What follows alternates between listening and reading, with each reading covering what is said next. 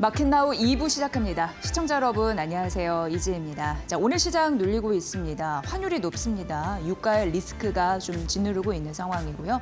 이렇다 보니까 외국인 매도, 기관 매도 더해지고 개인이 저가 매수에 좀 나서려고 하는 흐름들 조정을 받다 보니까 그런 좀 반대의 흐름들이 나타나주고 있습니다.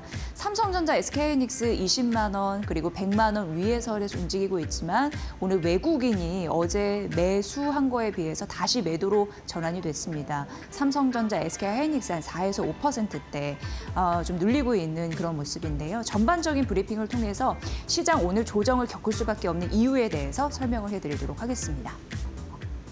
마이크론 실적이 굉장히 중요했습니다. 누구나 다 잘 나올 것으로 예상했습니다. 뚜껑을 열어보니까 대부분 모든 것들의 수치가 예상치 대비해서는 잘 나왔습니다. 그래서 깜짝 실적을 넘어서 감동 실적을 구현해냈거든요. 일단 2분기 사상 최대 매출이 나왔는데요. 1년 사이에는 3배 뛴 거고요. 전 분기 대비해서는 1.75배나 성장한 그런 기록을 냈습니다. 특히나 메모리, 디램, 낸드 이쪽에서 잘 해줬고요. 판가 인상에 따른 그런 호재성 그런 뉴스가 있었습니다. 디램 같은 경우에는 60대 중반 그리고 낸드는 70대 후반 정도의 판가 가격 상승 이런 부분이 뒷받침이 됐습니다.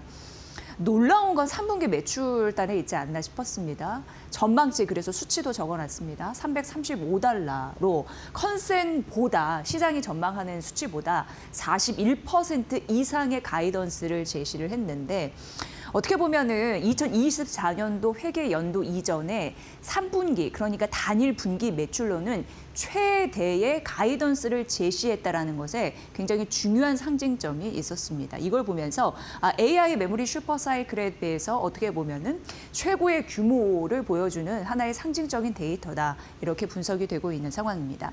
이렇게 보니까 이제 메모리는 하나의 부품이 아니라 전략적인 자산으로 시장을 읽고 있는 상황인데요. AI가 진화하고 있습니다. 추론이 되고 있고 심층적으로 분석하고 있고 그리고 AI 에이전트, 오케스트레이션 다양한 부분에 진화를 하고 있는 상황인데 이러다 보니까 메모리 수요가 폭발할 수밖에 없는 구조적인 사이클 그런 부분에서 지속적으로 호재를 잇는 그런 모습이고요. 전례 없이 올해 데이터 센터용으로 봤을 때 메모리 그러니까 디램과 낸드가 포함이 되는데 그 비중이 50%를 돌파할 것이라는 가능성이 언급이 되고 있는 상황입니다. 마이크론 실적을 말씀드리는 건데 HBM4 관련해서 12단 양산 출하가 시작된 흐름들 베라, 루빈, 엔비디아용입니다. 이런 흐름들이 지금 나오고 있고 차세대 제품은 HBM4입니다. 이것도 내년 양산이 시작될 것이다 계획이 되고 있는 상황입니다. 마이크론 어쨌든 굉장히 잘 나온 그런 실적 데이터에서 자신감에 힘입는 분기 배당 30% 인상하겠다라는 언급을 했습니다. 그런데 시간의 주가에서 이 발표 나고서는 사실 올랐거든요. 조금 있다 이후에 또 내리는 흐름들이 있었습니다. 현재 한 마이너스 3% 정도 보이고 있는데 결국 유가에 발목을 잡혔다. 이렇게 얘기를 해볼 수 있을 것 같고요. 다음 페이지 넘어가 보도록 하겠습니다. FOMC도 굉장히 중요했습니다. 3월 FOMC 그런데 한마디로 정리해보면 굉장히 애매모호했다. 불확실성을 안겨줬다. 이렇게 얘기를 해볼 수 있을 것 같습니다. 그래서 뭐 여타 복잡한 거 다 제외하고 결론만 딱 정돈해서 말씀드리려고요. 좀 이상했던 거는 이란 사태에도 불구하고 미국 경제는 여전히 견조하다고 얘기를 했습니다. 그러면서 물가 압력은 굉장히 높다라고 얘기를 했거든요. 2월 PCE 그리고 근원 PCE 이런 부분도 높은 수치를 제시를 했습니다. 다만 미국 경제가 견조하다라고 얘기를 했습니다. 그래서 1970년대 스태그플레이션은 아니다라고 언급을 했는데 스태그플레이션 아시다시피 경기가 침체됐는데 물가가 막 오르는 현상을 얘기합니다. 그런데 미국 경제는 견조하다라고 봤으니 미국 스태그플레이션은 아니었던 거죠. 이렇게 언급을 했습니다. 그러면서 금리 인상에 대한 가능성이 줄어든 이거는 시장에서는 어떻게 보면 호재인 거죠. 금리 유지는 7명, 그리고 인하는 12명 얘기를 하면서 금리 인상 가능성은 줄어든 흐름들이 나타났는데 어쨌든 여러분 잘 아시다시피 금리가 동결이 됐고 올해 1회 정도 인하가 될 것으로 보이는데 확률이 100%에서 50%로 줄었습니다. 그 부분은 보시고 이게 참 애매모호했다라는 말씀을 드렸는데 파월이 경제는 견조함 이런 부분은 좀 확실한 것 같은데 이란 전쟁 리스크 관련해서 우리가 이것을 데이터로 뽑아내는 것은 현재는 아직은 시기상조다라고 하면서 굉장히 애매모호한 얘기를 했거든요. 그러니까 이걸 쉽게 얘기하면 의사 선생님이 환자한테 당신의 몸은 좀 괜찮은데요. 앞으로 좀 열이 오를 것 같습니다. 어쨌든 약은 좀 줄일게요. 약간 이런 느낌이거든요. 그래서 3월 FOMC 구석구석 쫓아가 보면은 굉장히 모든 것이 애매했다. 이렇게 표현해 볼 수 있을 것 같습니다. 어쨌든 이런 혼란이 하나 있었고 결국은 다음 페이지에서 보면은 IM증권의 분석 리포트를 참고해 봤는데 결국 이제는 유가 해바라기 장세이다. 오늘 증시도 이거를 반영합니다. 이런 흐름으로 당분간 가지 않을까. 이런 전략에 대비해야 된다라는 리포트 오늘 아침에 FOMC 보고 마이크론 실적 보고 이런 걸 내놨습니다. 지금 호르무즈 봉쇄 리스크는 지속이 되고 있는 상황인데 에너지 시설에 지금 강경 대응을 하고 있는 상황입니다. 그래서 서로 싸우더라도 이 부분만은 하지 않는다라는 약간의 서로 간의 그런 지침이 있었는데 그걸 좀 넘어서는 군사적인 행동이 나오고 있는 상황이고요. 이란의 사우스 파르사 가스전 폭격 이런 부분도 이란의 에너지 시설을 처음으로 공격한 첫 사례이기 때문에 어떻게 보면 밟지 말아야 될 선을 서로 현재 살짝씩 건들고 있는 그런 부분입니다. 그러다 보니까 유가에 대한 불안감이 증폭되고 있는 그런 상황이고요.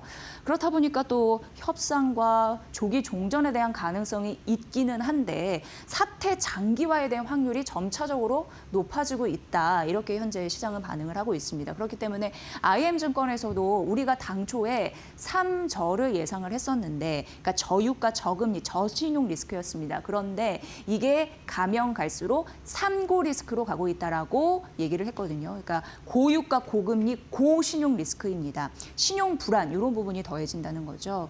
그래서 이제 이런 흐름들 잘 보셔야 될 것 같고요. 결국 전쟁은 끝날 때까지 끝난 게 아니기 때문에 하지만 또 많은 쪽에서는 그래도 종전이 될 것이다. 일축이 될 것이다. 어느 정도 리스크가 해소될 것이다 라고 보고 있는데 어쨌든 트럼프 대통령이 발언을 했습니다. 군사 행동 이런 부분을 지침을 내리는 시간을 3월 말에서 4월 초 그러니까 지금 이제 3월 중순이 이 시점에 이번 주와 다음 주가 굉장히 중요한 분기점이 될 것으로 예상을 하죠. 그래서 이 시기가 앞으로 이 시장을 진단하는 데 굉장히 중요한 분수령이 될 것이다라고 전망했습니다. IM증권의 리포트 통해서 오늘 마이크론 그리고 FOMC 그리고 유가 해바라기 장세까지 도출된 일련의 흐름들 정리를 해드렸고요. 관심 있게 좀 보셔야 될 중요한 이슈입니다. 현재 시간 한 10시 7분 지나고 있고요. 시황 상황 보고 나서 머니코드 이어가겠습니다. 김윤주 캐스터 받아주세요. 네, 오늘 우리 시장 전반적으로 좀 쉬어가는데요.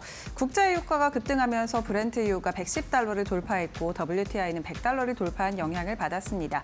앞서서 보신 것처럼 FOMC에서도 금리 동결이 됐고 또 금리 인상 시나리오까지 나오면서 전반적으로 시장에 약세 흐름을 형성하고 있는데 그래도 미국 시장에서 마이크론이 5% 넘게 시간의 거래에서 밀린 것과 비교했을 때는 삼성전자와 하이닉스가 그렇게 많이 빠지고 있진 않다는 분석도 나오고 있는 상황입니다. 마이크론이 지금 시간의 거래에서 장 마감 이후에 실적을 발표했는데 호실적을 발표했습니다. 슈퍼 서프라이즈 정말 시장의 예상치를 모두 다 매출과 주당 순이익이 뛰어넘었는데요. 그럼에도 불구하고 조금 지금 국제 유가가 상승한 점 그리고 앞으로 좀 설비 투자 캐펙스가 너무 과한 게 아니냐 비용이 너무 과한 게 아니냐 이런 우려까지 더해지면서 마이크론의 주가가 좀 하락했고요. 그간 너무 많이 올랐기 때문에 하락한 점도 있었습니다. 일단 이러한 영향 받아서 오늘 삼성전자 3.6%가량 하락하고 있고요. 어제 AMD 리사소 CEO가 방문해서 파운드리 관련 협력을 앞으로 이어나갈 것이다. 그리고 또 HBM4를 우선 공급한다라는 소식이 나왔음에도 불구하고 오늘 삼성전자는 좀 쉬어가고 있습니다. SK 하이닉스도 4%가량 빠지면서 오늘 반도체 투톱이 좀 지수를 이끌어내리고 있는 상황이고요. 장 초반 대비해서 계속해서 비슷한 분위기가 유지되고 있습니다. 오늘 전반적으로 2차 전지 그리고 반도체 관련된 종목들 그리고 AI 데이터 센터 관련된 이 전력 설비 관련된 종목들 그리고 조선, 원전 가리지 않고 전반적으로 하락하고 있는데요. 그래도 원전주가 좀 시장에서 좋은 흐름을 보이고 있습니다. 계속해서 대미투자 특별법 관련해서 이제 통과가 됐는데 1호 투자로 원전이 논의되고 있다라는 소식 꾸준히 들려오고 있고요. 그리고 오늘 대우건설에 대한 이 미국 원전 수출 가능성에 관한 리포트가 나왔는데 이에 따라 오늘 대우건설이 두 자릿수 급등세 보이고 있고요. 장이 전반적으로 빠짐에도 불구하고 대우건설은 11% 가까운 급등세 붙고 있습니다. 마찬가지로 현대건설 같은 종목들도 오늘 시장 대비해서 좋은데요. 0.47%가량 올라주고 있고요. 두산 에너빌리티도 1% 가까운 하락. 일단은 시장 대비해서는 그래도 원전주들의 낙폭이 그다지 크지 않다라는 점 확인되고 있습니다. 그리고 오늘 방산 관련된 종목들도 시세 대비해서 좋은데요. 하나 시스템이 0.5% 가까운 상승세 붙고 있고요. LIG 넥스원 같은 종목은 좀 상승 탄력이 둔화가 되면서 약보합으로 내려왔습니다. 0.44%가량 빠지고 있고요. 하나 에어로스페이스도 오늘 장 초반 대비해서 낙폭이 조금씩 확대되면서 1.51%가량 하락입니다. 오늘 코스피 시장 안에서는 방산 관련된 종목들이 좀 힘을 쓰지 못하고 있는 분위기인데 코스닥 시장 안에서는 그래도 방산 관련된 종목들, 특히나 드론 관련해서 드론 배터리 관련된 종목들인 비트로셀 같은 종목들 어제 이어 오늘도 주목을 받고 있다는 점 말씀드리고요. 오늘 좀 대형주 위주로 빠지면서 코스피보다 코스닥 쪽에서는 그래도 섹터별 움직임이 조금 더 활발하게 나타나고 있는 상황입니다. LS 일렉트릭 같은 종목들은 그래도 1% 가까운 상승세 붙으면서 전력기기 3사 안에서 홀로 빨간불 켜내고 있는 상황이고요. 한질칸 같은 종목이 오늘 장 초반 급등했습니다. 20% 넘는 급등세를 보이기도 했는데 지금 호방건설의 지분 확대 소식이 나오면서 한진칼의 경영권 관련된 이슈가 좀 붙었습니다. 4.5%가량 상승 중인데요. 오름폭을 많이 축소했다라는 점 말씀드리고요. APR에 대한 목표가 상향 리포트가 오늘 나왔습니다. 45만 원으로 목표가를 상향했는데 이에 따라 지금 지수가 빠지고 전반적인 업종이 하락함에도 APR의 주가는 1.38%가량 오르고 있습니다. 일단 미국과 일본에서 판매가 계속해서 증가하고 있는 가운데 이제 오프라인 입점 확대를 통한 오프라인 매출 비중까지 늘어날 것이라는 것이 목표 주가 상향의 이유였고요. 오늘 신고가를 경신해줬다라는 점까지 말씀드립니다. 그리고 오늘 시장에서 또 좋은 종목이 LG 이노텍 같은 종목인데 로봇 관련된 모멘텀 붙으면서 오늘 4%가량 오르고 있고요. 마찬가지로 증권가에서 좋은 리포트 나왔다라는 점 말씀드립니다. 그리고 HD 현대 에너지 솔루션 같은 종목도 오늘 신고가 부근까지 올라왔습니다. 마찬가지로 지금 태양광 관련된 종목들, 에너지 관련된 종목들이 오늘 시장에서 주목받고 있는데요. 아무래도 반도체라든지 나머지 금융업종이라든지 그간 시장이 좋을 때 좋았던 종목들은 좀 쉬어가고요. 전쟁 관련해서 수혜를 받을 수 있을 것이라는 기대감 붙고 있는 종목들 위주로 좀 올라줍니다. 지금 삼성 에피스홀딩스가 그래도 0.74%가량 오르면서 한국형 비만 치료제에 대한 기대감 여전히 붙고 있다는 점 특징적인 종목으로 잡아볼 수 있겠습니다. 코스닥 시장 상황도 열어보겠습니다. 오늘 코스닥 시장은 그래도 전반적으로 코스피보다는 코스닥 쪽에서의 방어력이 좀 두드러집니다. 특히나 어제 말씀드린 것처럼 삼성전자와 AMD 간의 협력이 좀 공고화됐는데요. 이에 따라 반도체 소부장 기업들의 낙수 효과가 좀 기대가 되고 있습니다. 특히나 두산 테스나 같은 종목들 시장이 빠짐에도 불구하고 오늘 7.45%가량 급등하고 있고요. 삼성전자 파운드리에 대한 기대감 때문입니다. HPSP도 마찬가지로 4.8%가량 오르고 있는데 HPSP 최근 들어서 외국인의 3거래일 연속 매수 그리고 기관의 5거래일 연속 매수세가 붙고 있다는 점도 특징적이고요. 반도체 소부장 전반적으로 주목을 받아갑니다. 장 초반 대비해서 오름폭을 키워가고 있는 종목들 많이 보이고요. 파크 시스템스 같은 종목들도 5% 넘는 급등세 붙습니다. PSK홀딩스와 PSK 각각 1%에서 4.52%가량 오르고 있는데요. 반도체 소부장 그 안에서도 파운드리 관련된 종목들 그리고 후공정 관련된 종목들 오늘 상승세가 눈에 띄게 커지고 있다라는 점 특징적입니다. 반도체 투톱은 빠지지만 소부장은 계속해서 상승 중이다라는 점이 좀 특징적이고요. 오늘 시장의 좀 포인트입니다. 그리고 오늘 제약바이오 안에서는 메지온이 그간 3거래일 동안의 급락을 딛고 반등에 성공했습니다. 7% 가까운 상승세 붙고 있고요. 삼천당제약과 펩테론 같은 비만 치료제 관련된 종목들도 오늘 시장에서 지수 대비해서 시세를 좀 내주고 있는 상황입니다. 나머지 로봇이라든지 그리고 2차 전지 관련된 종목들 전반적으로 하락 중이고요. 어제 엔터주들도 지금 하이브가 내일 모레 BTS의 공연을 하잖아요. 이 모멘텀 타고 함께 움직여줬는데 오늘은 좀 함께 빠지고 있는 상황이고요. 펄어비스 같은 종목들도 좀 낙폭이 깊죠. 오늘 하한가 부근까지 지금 내려왔습니다. 글로벌 평가에서 좀 박한 평가를 받았다, 기대치에 미치지 못하는 평가를 받았다라는 소식이 나오면서 펄어비스 주가가 장 시작 직후 하한가 직행했고요. 현재 시간 기준으로도 28% 가까운 급락세 붙고 있습니다. 오늘 전반적으로 시장 안에서 지금 반도체 관련된 종목들이 소부장은 움직이지만 투탑은 움직이지 않으면서 코스피보다 코스닥 쪽으로도 지수 자체적으로도 받쳐주고 있는 상황인데요. 바로 지수 상황 열어보도록 하겠습니다. 오늘 코스피의 낙폭이 조금 더 깊습니다. 2.63%가량 빠지면서 5,769포인트 지나가는데 어제 5,900선까지 넘어섰던 코스피가 오늘 100포인트 넘게 빠지면서 개파락하면서 출발했고요. 여전히 이 흐름을 이어가고 있습니다. 코스닥 같은 경우에는 1.75%가량 빠진 1,144포인트 지나가는데 그래도 코스피보다는 코스닥 쪽에서 상승하는 종목이 조금 더 비율적으로 많다라는 점 말씀드리고요. 앞서 보신 것처럼 소부장단이라든지 나머지 업종들이 조금 받쳐주고 있는 상황이고 드론 관련된 테마라든지 에너지 관련된 테마 쪽에서 좀 시세가 많이 붙고 있습니다. 코스피 200에서는 지금 2.87%가량 좀 낙폭을 계속해서 키우고 있는 상황이고 862포인트 지나가고 있습니다. 매매 동향 함께 열어보도록 할 텐데요. 오늘 코스피 시장에 그래도 개인의 매수세가 좀 강하게 붙고 있다는 점이 그래도 시장에 좀 긍정적입니다. 1조 3천억가량 사들이면서 오전장에만 1조 원 넘게 시장을 순매수하고 있는 개인이고요. 지금 2% 가까운 낙폭 가져가는 이유가 개인의 순매수로 지금 파악이 되고 있습니다. 외국인과 기관은 순매도하고 있는데 오늘 지금 국제유가 급등 그리고 어느 정도 지정학적 리스크가 계속해서 거세지면서 원달러 환율이 1,500원 선을 다시 넘으면서 개장했고요. 이에 따라 외국인의 순매도 오늘 좀 가파르게 나옵니다. 9,600억가량의 순매도, 기관도 4천억가량 팔고 있습니다. 코스닥 시장 매매 동향도 함께 열어볼 텐데 오늘 코스닥 시장도 비슷한 흐름 가져가고 있고요. 개인만의 순매수가 오늘 양시장에 들어오고 있다는 점 확인되고 있습니다. 외국인과 기관은 양시장을 팔면서 지금 모건스탠리에서 코스피 8,500까지 갈 수 있다는 긍정적 전망을 내놨음에도 불구하고 오늘 시장에는 외인의 매도세가 거세게 보이고 있습니다. 지금까지 시장 상황 열어봤습니다.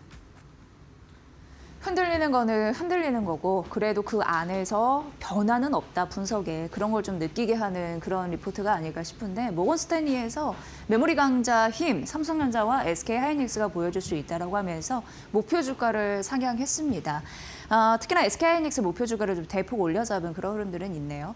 삼성전자는 목표 주가 25만 1,000원 유지고요. 삼성전자 우선주는 21만 3,000원 상향 조정했으니까 이 부분 보시고요. 삼성전자가 HBM4 관련해서 루빈 양산을 준비하는 데 있어서 메모리 기업 중에 가장 선두다라고 언급을 했습니다. 2분기 메모리도 서프라이즈 실적이 전망되고 있는 상황인데 워낙 이제 공급이 제약되다 보니까 가격 결정 우위권을 갖고 있는 상황입니다. 그래서 추격 매수가 들어올 가능성이 여기에서 있다라고 언급이 되고 있는 거고요. 큰 틀에서 얘기하면 D램 투자 전략 괜찮고요. 그리고 장비 쪽, 제조 장비 쪽 이쪽에서 모멘텀이 더 있다라고 언급을 했습니다. SK하이닉스도 목표 주가를 110만 원에서 130만 원으로 올려잡은 흐름들 나타났고요. 올해와 내년 EPS 추정치 24에서 32% 추가 상향 이런 부분도 언급했으니까 보시면 될 것 같습니다. 일단 메모리가 좋을 수밖에 없는 이유는 지금 AI, 에이전틱 시대에 관련해서 추론의 능력 이런 부분도 언급이 되고 있지만 가파르게 전환이 되고 있습니다. 그러면서 메모리 수요가 폭발적으로 늘고 있는 상황적인 배경적인 설명이 필요하고요. 그러다 보니까 HBM에서 이제 무게 중심이 시스템 메모리 쪽으로 가고 있는 흐름도 언급이 되고 있습니다. 게다가 AI 에이전트 플랫폼이라고 우리가 언급을 하죠. 오픈 클로 앞으로 많이 들으실 얘기가 아닐까 싶은데 이런 부분으로도 잘 쓰이다 보니까 D램 이쪽으로 수요가 대폭 늘고 있는데 이게 메모리 기업들의 성장을 이끌고 있다라는 부분입니다. 그렇기 때문에 D램 주요 수혜를 받을 수 있는 가능성이 부각이 되고 있죠. 올해 DDR5 가격도 전 분기 대비해서 50% 인상될 것이다라는 예상치도 더해지고 있는 거고요. 낸드도 지속적으로 봐야 됩니다. 저장 장치의 가격이 올해 최대 2배까지 상승이 가능하다라는 언급 모건스탠리에서 했습니다. 특히 소비자용 제품 같은 경우에는 60에서 80% 인상도 예고되는 바 앞으로 메모리 단의 흐름들은 지속적으로 봐드리겠습니다. 모건스탠리의 분석이었습니다. S-오일 유가가 급등할 때마다 호재를 가져다 줄 수밖에 없는 대표적인 종목이 바로 이 종목이 아닐까 싶고 오늘 아침에 유한타증권에서 S-오일에 대한 분석을 해놨고 최근에 가장 많이 어떻게 보면은 S-오일에 대해서 접근하면서 목표주가 올리는 흐름들이 나타나지 않았나라는 생각을 하게 됩니다. 일단 유한타증권은 목표주가를 11만 원에서 13만 원 13만 1,000원까지 올려잡은 흐름들이 있었는데 이 리포트를 보니까 정말 좋아지는 흐름들이 보이긴 하더라고요. 왜냐하면 재무 부담, 그동안에는 이만큼까지 있었다면 이 전쟁 리스크가 터지고 나서 재무 부담이 이만큼 경감이 됐습니다. 그러니까 이 경감된 부분을 다른 쪽으로 또 활용할 수가 있는 거죠. 일단 유한타증권이 계산하기로는 재무 부담이 1조 5천억 원 정도 줄어들 것이다라고 얘기를 했는데 사실 올해 캐펙스 투자 한 2조 원 정도 추정이 됐거든요. 샤인 프로젝트 마지막 투자가 한 1조 5천억 원 냈습니다. 샤인 프로젝트 같은 경우에는 석유를 곧바로 화학 제품으로 만드는 일련의 공장 시스템 이렇게 보시면 되는데요. 그 마지막 투자 1조 5천억 원 있었고 유지 보수 5천억 원 정도 되니까 올해 캐펙스가 2조 원 정도 들 예정이었습니다. 그래서 한 1조 5천억 정도 차입금이 예정이 되어 있었는데 전쟁 리스크가 이제 터지지 않았으면 요거를 이제 갚아야 되는 상황이었던 거죠. 쉽게 얘기해서. 하지만 올해 상반기 깜짝 실적 언급이 되고 있습니다. 이때가 2022년도 러시아 우크라이나 전쟁 한판 이제 딱 이게 터졌을 때 그때의 깜짝 서프라이즈 요 정도로 생각하시면 되는데 상반기에 2조 5천억 원 정도 이익 예상이 되고 있습니다. 그러면서 순 차입금 앞으로 이제 갚아야 될 부담 재무 부담이라고 보시면 되겠죠. 그게 약 6조 정도 수준으로 안정화될 것이다라는 부분입니다. 그러니까 전쟁 리스크 터지고 나서 실적이 잘 나오니 그동안 갚아야 될 빚이 줄어들었다. 이렇게 보시면 될 것 같습니다. 호르무즈 통제. 전체적으로 안 좋지만 SOL에는 좋다라는 얘기고요. 두 가지 장점이 있는데 첫 번째는 지속적으로 정유 설비를 가동률을 유지할 수 있다는 겁니다. 그게 한 90%인데요. 사실 국내의 NCC 업체 같은 경우에는 원료 수입의 거의 70%를 외부에 의존을 하고 있습니다만 여기는 그렇지 않습니다. 그런 부분도 있고요. 그게 이제 2번에 해당이 되는데 일단 1번부터 살펴드리면 정유 설비 가동률 이 부분인데 그동안은 어떻게 보면 이제 라스타누라라고 해서 사우디 이거는 이제 호르무즈 안쪽 바다에 있는 부분이었거든요. 그런데 그쪽에서 조금 더 안전한 쪽에서 어떻게 보면 이제 바뀌됐습니다. 그게 홍해, 양부 항구 이쪽으로 좀 전환이 되면서 이것도 유지가 된 상황이고요. 말씀드렸지만 여기는 자체적으로 원료를 수급할 수 있는 힘이 있습니다. 자체 정유 설비 생산을 공급하기 때문에 여타 다른 업체와 차별화된 경쟁력을 여기서 갖고 있는 거고 그리고 이제 중요한 게 샤인 프로젝트 6월에 완공이 되거든요. 그런데 우려가 좀 줄어들고 있는 상황인데요. 딱 시기가 맞아떨어지고 있습니다. 뭐냐면 석화 제품이 품귀 현상을 보일 때 이게 딱 완공이 되면서 뭔가 긍정적인 도움을 줄 수 있다라는 겁니다. 여기서 이제 연간 영업이익도 이렇게 정도 제시가 되고 있는 상황이고요. 그렇다 보니까 긍정적인 흐름들이 실적에서도 나타나면서 재무 부담을 안정화시켜주고 호르무즈 통제에 대한 긍정적인 매기 효과를 볼 수 있다라는 부분이니까 이 부분도 살펴보시면 될 것 같습니다. 안정적인 수급 플러스 실적에 대한 개선 효과 이런 부분을 볼 수 있다라는 부분입니다. HSBC가 K원전주를 얘기를 했는데 대부분의 섹터를 긍정적으로, 종목들을 긍정적으로 바라보면서 목표 주가를 올린 흐름들이 눈에 띄었습니다. 대표적으로 두산에너빌리티와 현대건설을 지속적으로 보셔야 될 것 같습니다. 일단 두산에너빌리티는 13만 5천 원에서 목표 주가를 15만 원으로 올려잡은 흐름들이 나타나는데 여러분 아시다시피 두산에너빌리티는 원전 관련한 국내 1위 기업입니다. 원전 주기기 제작할 수 있는 독점적인 지위를 또 갖고 있죠. 그리고 채권 국내 프로젝트 한 3건 정도 여기 명시가 되어 있는데 EPC, 설계, 시공, 조달 이런 쪽에서 계약자로 선정되면서 앞으로 사업의 범위를 확대할 수 있는 여력이 이쪽에서 나오고 있는 상황이고요. 현대건설 같은 경우에도 14만 원에서 굉장히 대폭 올려잡았죠. 21만 5천 원으로 올려잡은 흐름들이 있었습니다. 나름. 근데 여기가 국내 원전 수행 한 50%를 한 이상, 56%를 하기 때문에 굉장히 경험이 풍부하다라는 부분에 이점이 있습니다. 그리고 웨스팅하우스, 홀테 이런 부분과 파트너십을 아주 강력하게 견고하게 맺고 있거든요.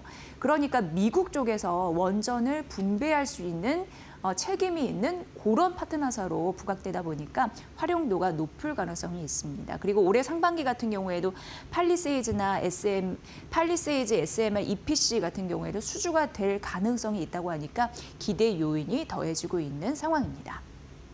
대우건설은 14,000원으로 얘기를 했는데 매출 수정세를 일부 하향하기는 했습니다. 왜냐하면 이제 불가리아 원전 피드라고 해서 원전을 시공하는 걸 뭐 도장 찍어준다, 오케이 허락한다 이런 느낌으로 보는데 그게 이제 지연되는 이슈가 있거든요. 요런 흐름들 좀 보시면 될 것 같고요. 결국 두산에너빌리티, 현대건설 목표 주가 상향 요 이슈를 눈여겨보시면 될 것 같고요. 전반적으로 보면은 글로벌 주요국에서 이 민간 글로벌 원전 관련해서 민간 투자도 늘리고 있고 당연히 공공 투자도 늘리고 있는 힘이 좀 나오고 있는 상황입니다. 이미 작년 5월에 미국은 발표를 했습니다. 데이터가 있습니다. 2050년까지 원전에 대한 용량을 4배 늘리겠다라고 얘기했고 유럽연합 같은 경우에도 시각이 완전히 바뀌었습니다. 원전 축소에 대한 정책이 있었는데 우리가 실수했다라고 언급을 했죠. 그러면서 SMR 전략으로 전환하는 흐름들이 나타나고 있는 상황입니다. 그렇다 보니까 한국이 자연스럽게 K 공급망에 대한 수혜를 입을 수가 있다라고 언급되는 바 최근 원전주가 다시 부각받는 이유 이쪽에서도 잘 눈여겨보시면 될 것 같습니다. 전반적으로 업황 회복이 된다라는 데에 포인트를 뒀습니다.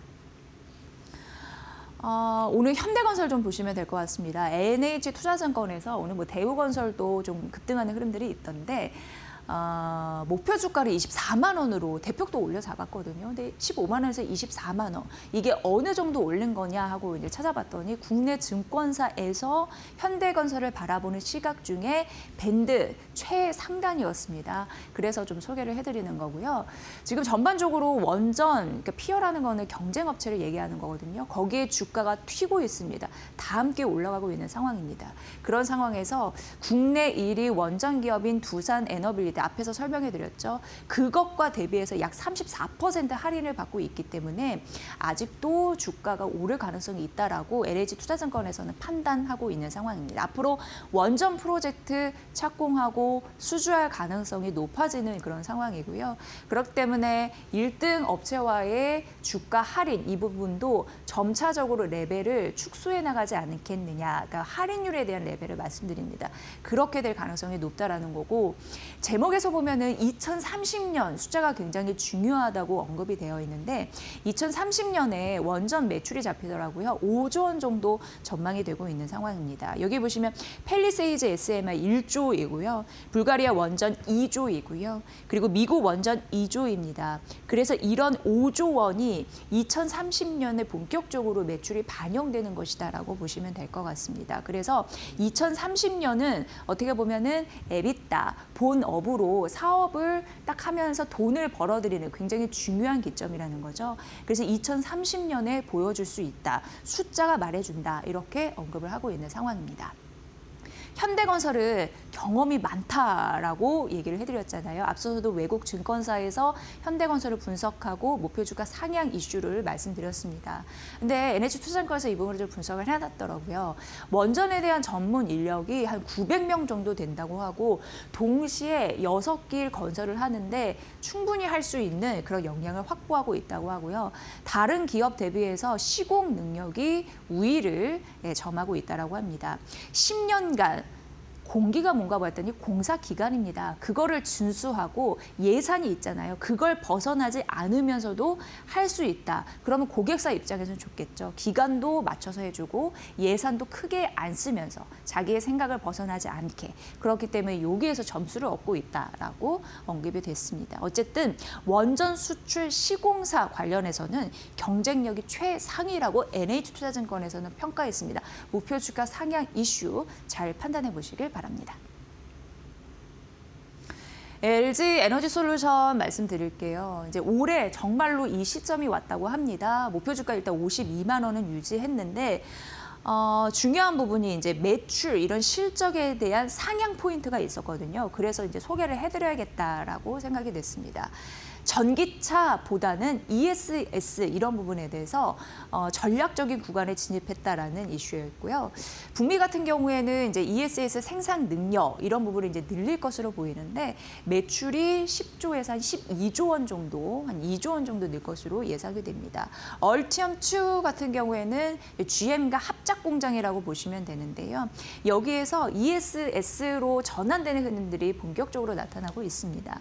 왜냐하면 이제 전기차 같은 경우에는 EV 하이니켈 배터리 쓰잖아요. 그러니까 에너지 밀도 굉장히 중요합니다. 주행 거리까지 잘 가야 돼서. 그런데 LFP 라인으로 전환된다는 거는 여기는 이제 가격이 좀 저렴하면서 안정적인 흐름들이 좀 있습니다. 근데 배터리 같은 경우에는 저장 장치 이런 부분을 만들기 위해서는 안정적이고 그리고 오래 가고 이런 게 굉장히 중요하잖아요. 대중화되려면 값도 저렴하면 더 좋겠죠. 그렇기 때문에 하이니케 이런 부분보다 LFP 배터리가 더 유리한데 이런 공정으로 전환이 되는 바 얼티엄 2 공장 같은 경우에도 결국 ESS 라인으로 본격적으로 전환 시도가 이루어지는가나 이런 부분을 확인할 수 있고요. 그 매출이 잡힐 것이 2분기 말 정도로 예상이 된다고 합니다. 이런 부분 미래에셋에서 밝혔습니다. 결국 올해 매출 보면은 ESS 대비 그러니까 전기차 대비 ESS가 우위를 점할 가능성이 굉장히 올해 매출입니다. 높다라고 언급이 되고 있고요. 사실 올해 한 2조 원 정도 바라보고 있는데 기존보다는 시장 전망치를 상회해서 날 것으로 예상을 했습니다. 1분기 영업이익만 보더라도 적자를 예상했는데 플러스 흑자 전환되면서 1,120억 원 정도 돈을 좀 낼 것으로 돈을 벌어들일 것으로 예상을 하더라고요.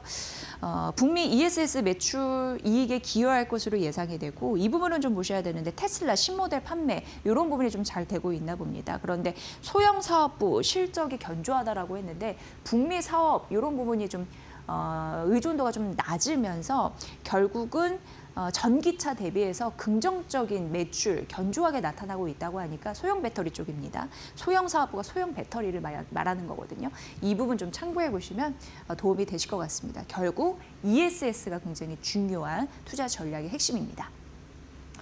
네, 골드만삭스에서 크래프톤 목표 주가를 꽤 많이 올렸더라고요. 50만 원으로 올려 잡았습니다. 오늘 아침에 메리츠증권에서도 크래프톤을 언급했거든요. 근데 목표 주가 30만 원이었거든요.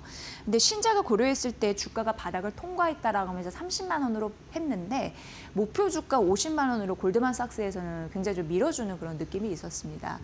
일단 펍지, 그러니까 배틀그라운드 성장이 되고 있는 상황이고 AI 신사업에 대한 잠재력이 있기 때문에 그런 부분을 봤을 때 현재 주가는 상당히 저평가되어 있다라고 판단한 듯 했습니다. 지금 배틀그라운드 트래픽을 반등하고 있다고 하는데요. 9주년 업데이트 효과가 좀 본격적으로 보여주고 있는 시기라고 하고요. 화평 정형이라고 해서 중국 쪽입니다. 중국 모바일인데 중국에서는 좀 규제를 까다롭게 했습니다. 거기에 맞추며 현지화 콘텐츠라고 보시면 되는데요. 사실 작년 4분기에 좀 미미했습니다. 근데 이제 모바일 매출이 좀 돌아설 것으로 예상을 하더라고요. 그러면서 이제 2분기 대규모 업데이트 이런 이슈가 있는데 유저들이 직접 만드는 UGC 확장이 좀 본격화되는 국면이기도 해서 이게 좀 맞물리나 봅니다.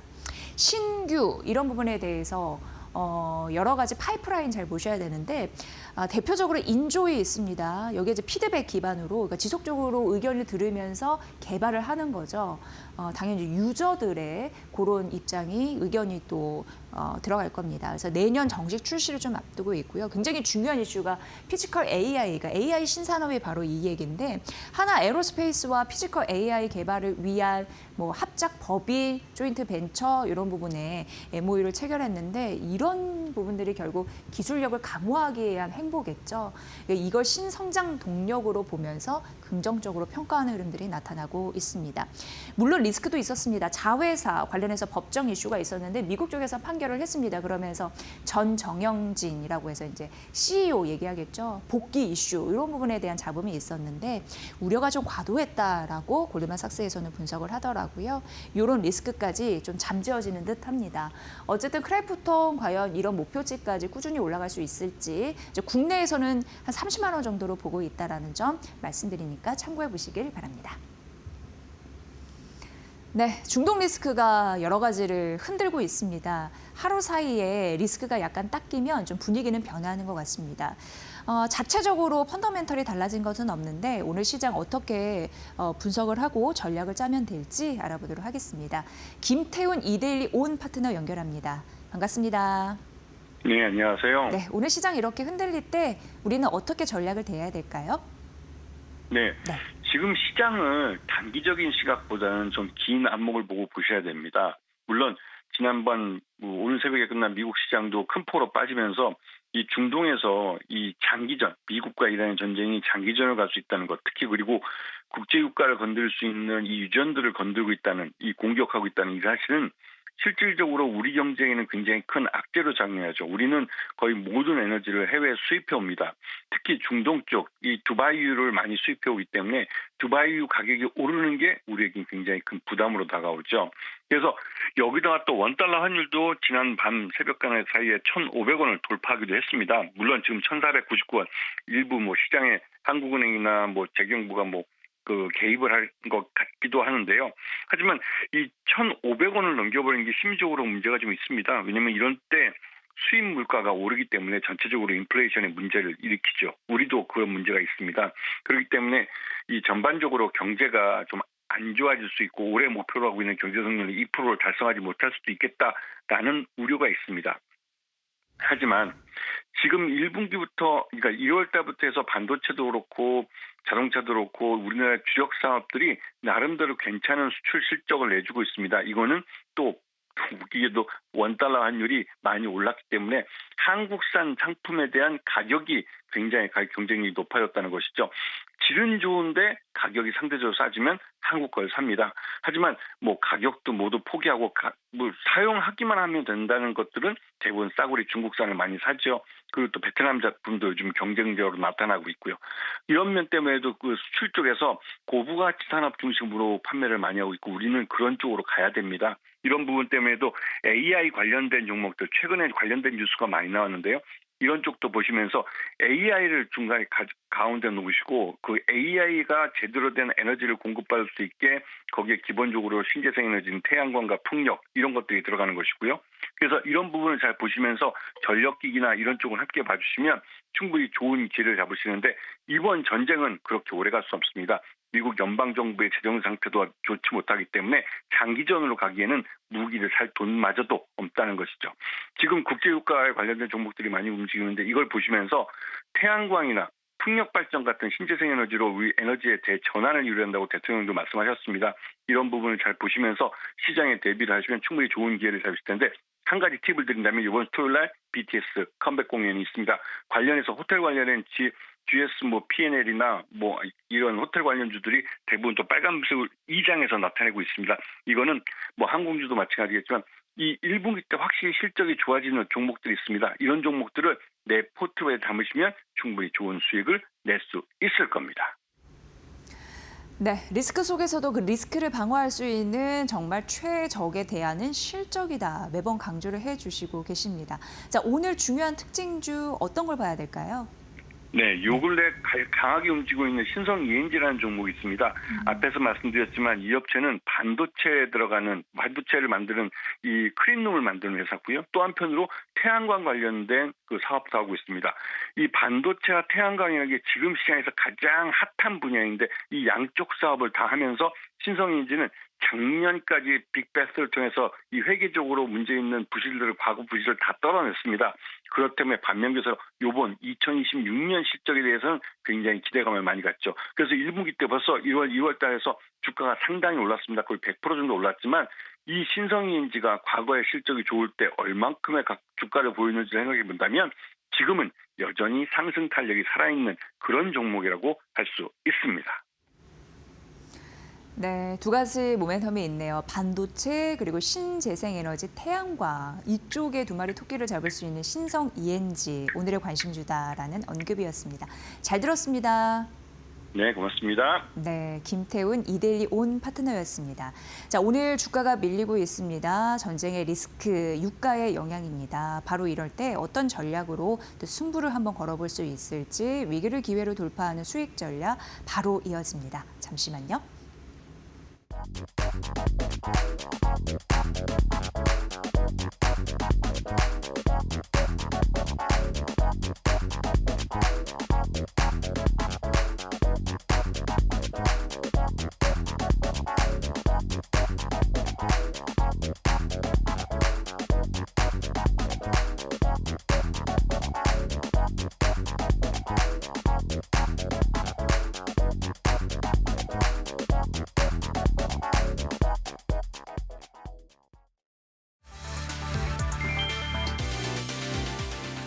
도널드 트럼프 미국 대통령이 이란을 향해 완전히 끝내버릴 수 있다고 경고하며 군사적 강경 의지를 드러냈다. 호르무즈 해협 방어 책임을 동맹국에 맡길 수 있다는 취지의 발언으로 압박도 강화했다. 트럼프 대통령은 18일 소셜미디어 트루스 소셜에 이란 테러 국가의 남은 부분을 완전히 끝내고 우리가 아니라 그 국가를 이용하는 나라들이 해협을 책임지도록 하면 어떤 일이 벌어질지 궁금하다고 적었다. 이어 제대로 반응하지 않는 동맹국들도 빠르게 움직이게 될 것이라며 북대서양 조약기구를 포함한 주요 동맹의 소극적 대응을 공개 비판했다. 그는 이란은 세계 최대 테러 지원국이라며 우리는 그들을 매우 빠르게 무너뜨리고 있다고 주장했다. 나토가 미국의 다이란 군사작전에 참여하지 않겠다는 입장을 밝힌 데 대해서는 매우 어리석은 실수라고 직격했다. 한국, 일본 등 동맹국을 거론하며 정작 필요할 때 아무것도 하지 않는다고도 했다. 미, 이스라엘의 군사행동 이후 해협이 사실상 봉쇄되면서 유가는 급등했다. 브렌트유는 배럴당 110달러를 다시 돌파했고 WTI도 100달러를 웃돌았다. 전 세계 원유 물동량의 20%가 지나는 길목이 흔들리며 인플레이션 재확산 우려가 커지고 있다.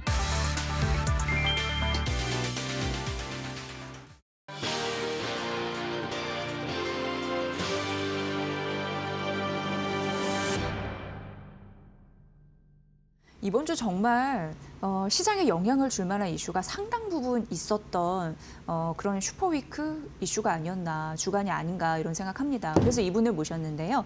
김민수 레몬 리서치 대표님과 함께 증시 분석 잘 해드릴게요. 어서 오세요, 대표님. 안녕하십니까. 네, 마켓나우 2부에서는 오래간만에 뵀는데 네.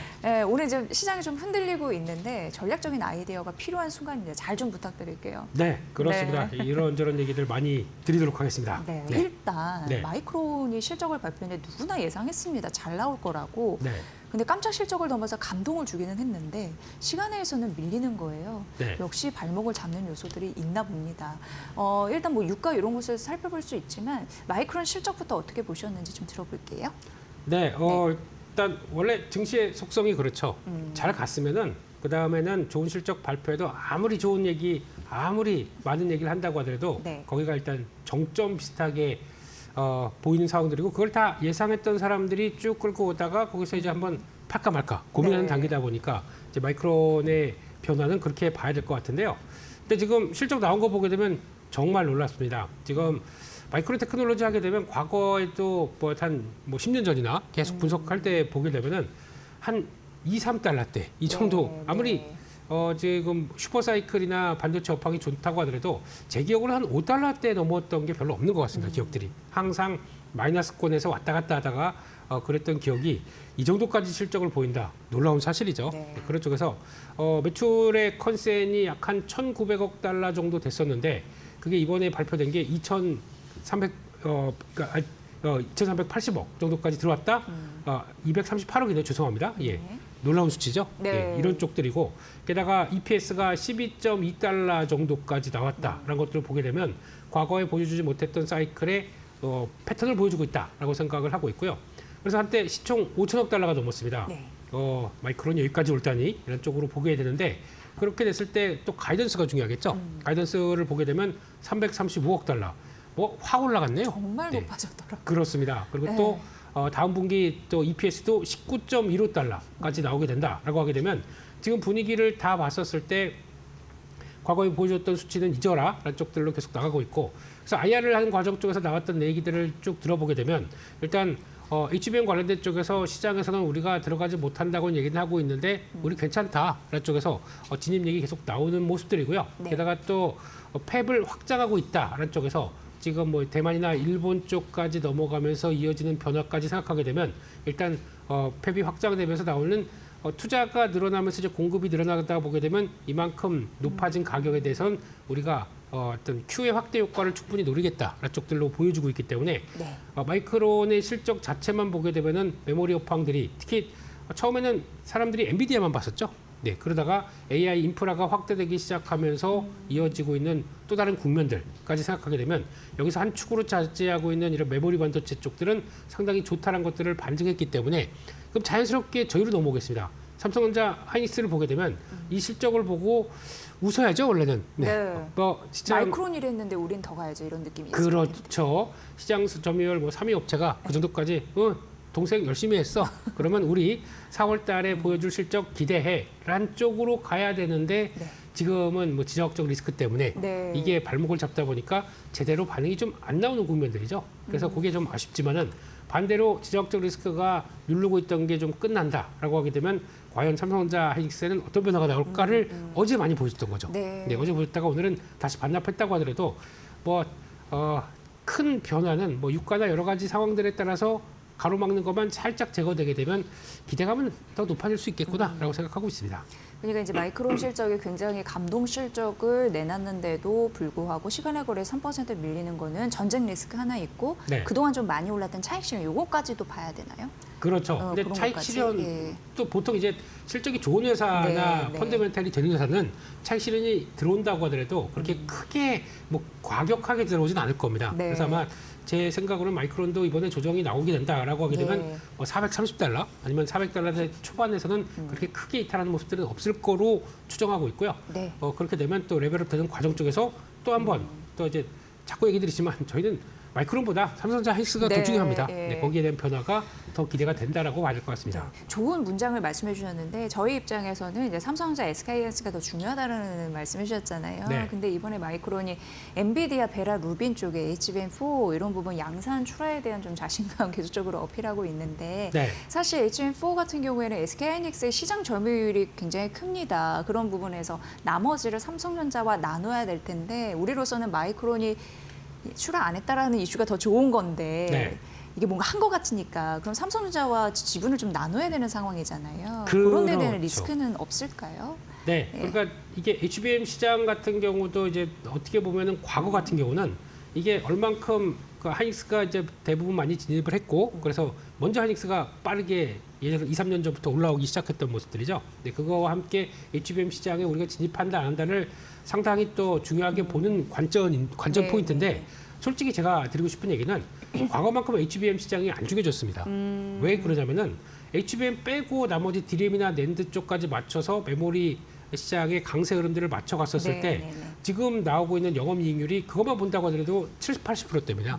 그러니까 과거에 HBM이 돈이 많이 됐기 때문에 오히려 나머지 메모리나 시장들을 안 건드리고 이쪽만 집중을 하다 보니까 거기서 그러면 이쪽에 충분히 투자를 해서 있었어야 되는데 그게 안 되다 보니까 둘 다 올라가는 모습들이 나오는 거죠. 그래서 아마 지금 마이크론 같은 경우도 HBM에 그렇게 목매달지 않는다는 쪽으로 표현을 할 수 있는 게 더 맞을 것 같아요. 네. 왜냐하면 지금 가격들이 이렇게 올라갔고 그 밖에 나머지 뭐 ESSD나 아니면 또 나머지 메모리 쪽도 충분히 할 일이 많기 때문에 그리고 가격도 충분히 좋기 때문에 이것까지 생각하게 되면은 지금 자신감이 높다라는 것들을 많이 보여줬다고 봐야 될 것 같고요. 네. 그럼에도 불구하고 만약에 시장 점유율을 본다라고 하게 되면 HBM4에서 지금 아직 강력하게 뭐 이렇게 딱 무자르듯이 이렇게 들어간다라고 하기 어렵지만은 지금 그래도 아직까지는 엔비디아 쪽에서 HBM4와 함께 들어갈 수 있는 시장의 캐파를 보게 되면 하이닉스가 거의 60% 이상은 차지하고 있다. 네. 쪽으로 보는 게 맞는 것 같고요.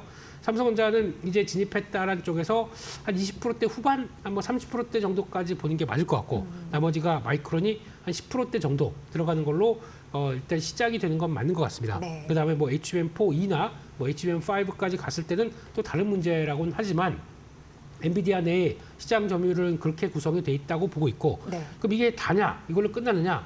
아닙니다.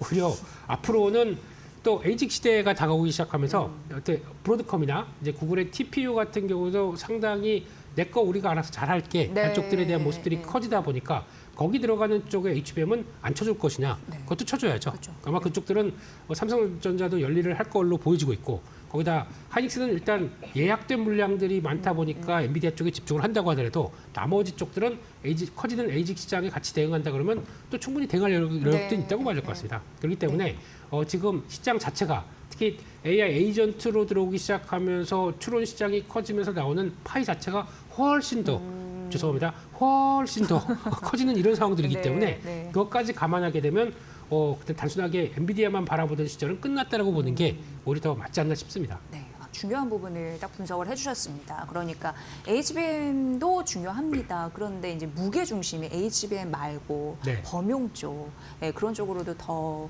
옮겨붙는 그런 모습이고 AI 에이전틱 그리고 추론 시대 이런 부분을 보면서 메모리 수요는 폭발할 테니까 네. 큰 영향이 있겠느냐.